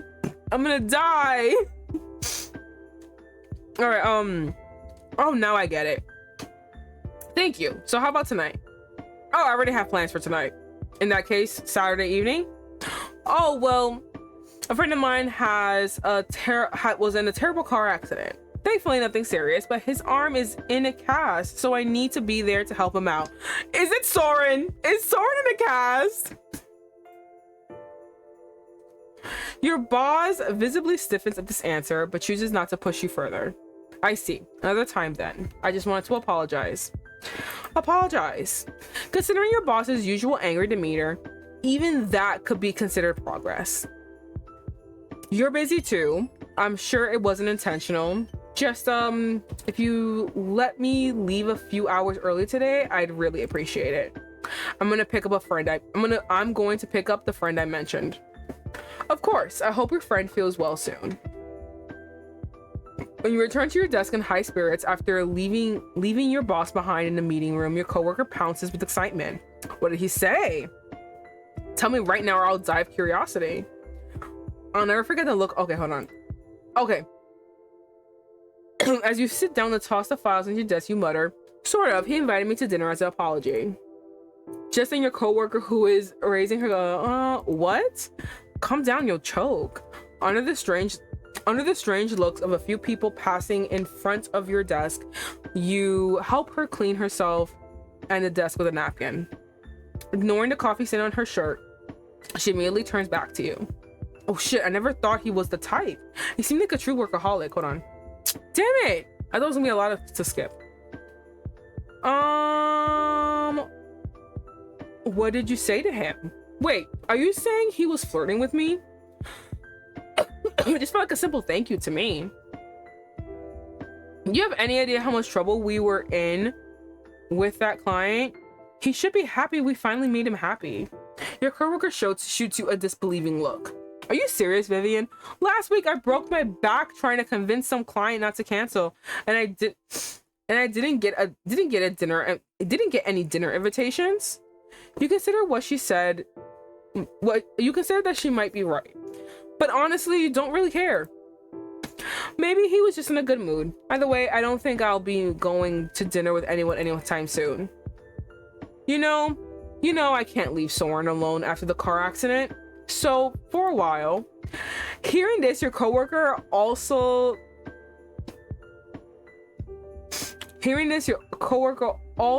turns serious and drops the flirty topic. Right, how's he doing? Physically, pretty good. Arm in a cast, limits movement, of course. When we walk his dog every day, I have to hold the leash or the little devil will immediately pick a fight with someone. Psychologically, yes. He paused for a moment, sighing involuntarily. To be honest, I have no idea. He seems happy as always, but the more I think about the timing of the accident, the worse I feel. Your coworker gently places a hand on your shoulder. But how could it be your fault? You don't actually think he crashed? I do.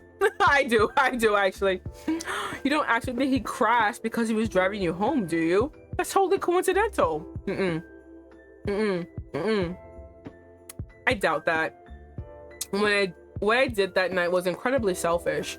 I showed up to dinner he had carefully prepared for me, and out of nowhere I told him I wanted to break up. Then I just ate dessert like nothing happened and let him drive me home in that terrible weather. I didn't even stop to think how he might have felt. What if something worse had happened in that crash? I think I'm becoming like my exes. Irresponsible, heartless. You can't finish the sentence. But confessing what's been going on in your mind for the past month brings a strange sense of relief. A sad expression spreads over your coworker's face.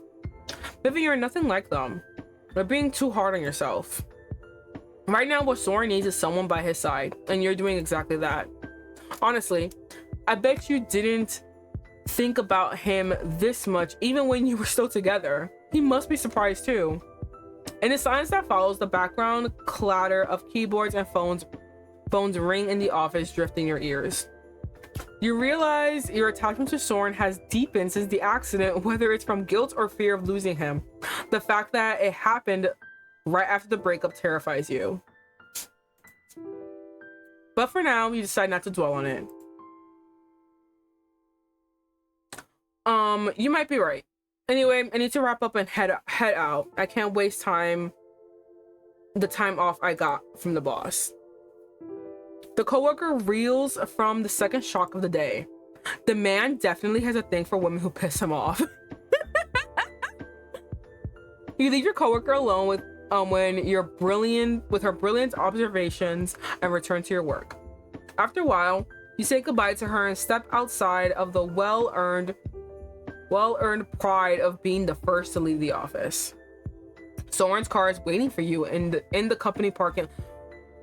He has a cast. How is he driving you with one arm? Due to his arm being in a cast, you've been driving for him, and now you're rushing to pick him up from his doctor's appointment without delay. Still, thanks to the traffic, you don't manage to arrive before his appointment ends. Look at him. As soon as Soren sees you in front of the hospital, he smiles. Look at him. Not a care in the world. Not a care that he's lying to me. He's a big fat liar. He's a lying liar who lies. You really didn't need to come. I was going to take a taxi anyway. No way, I can't allow that as your personal chauffeur. How did the checkup go? It went well, but they said we need to wait a few more weeks before removing the cast.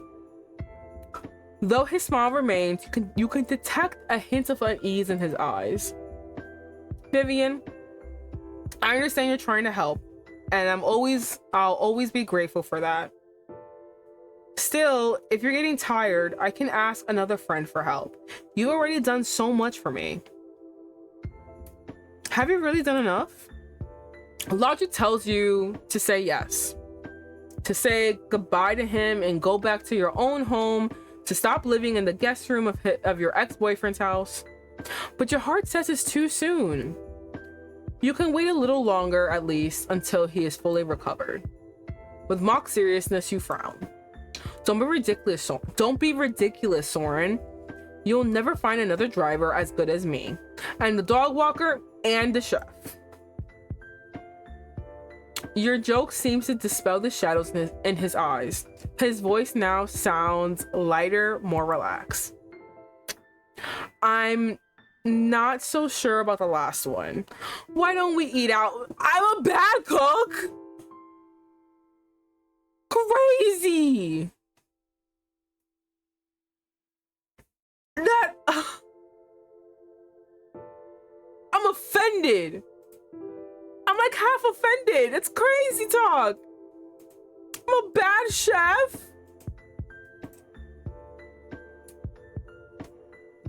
I've heard there's a nice restaurant nearby. I doubt it's as delicious as my lasagna. You mean your burnt lasagna?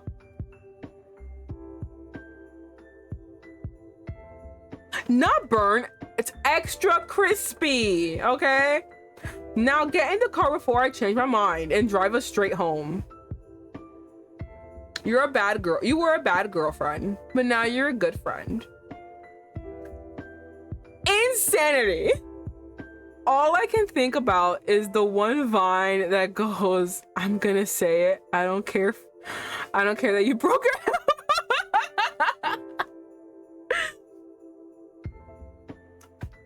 That, because it's so fake. Like, it's been a month and it's still in the cast. I don't believe it.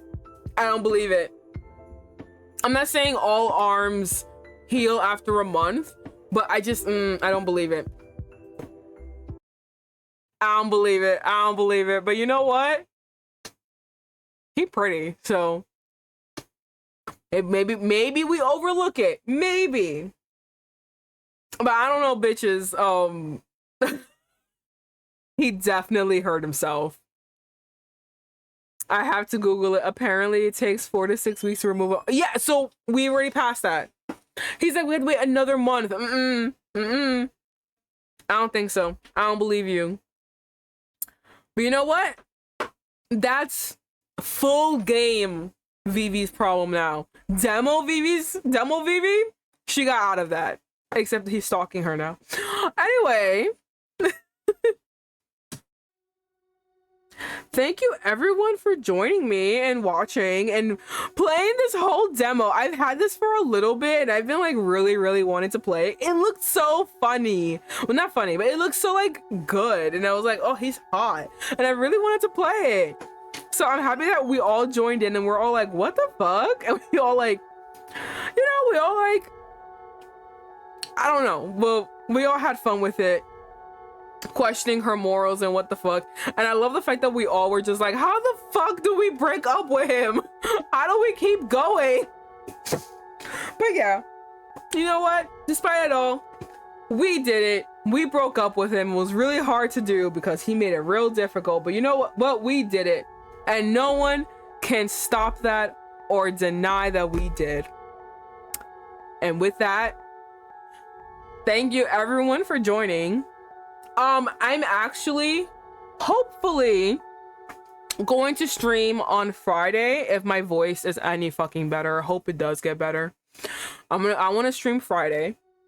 I want to bring back an old series that I used to play. I dropped it a while ago.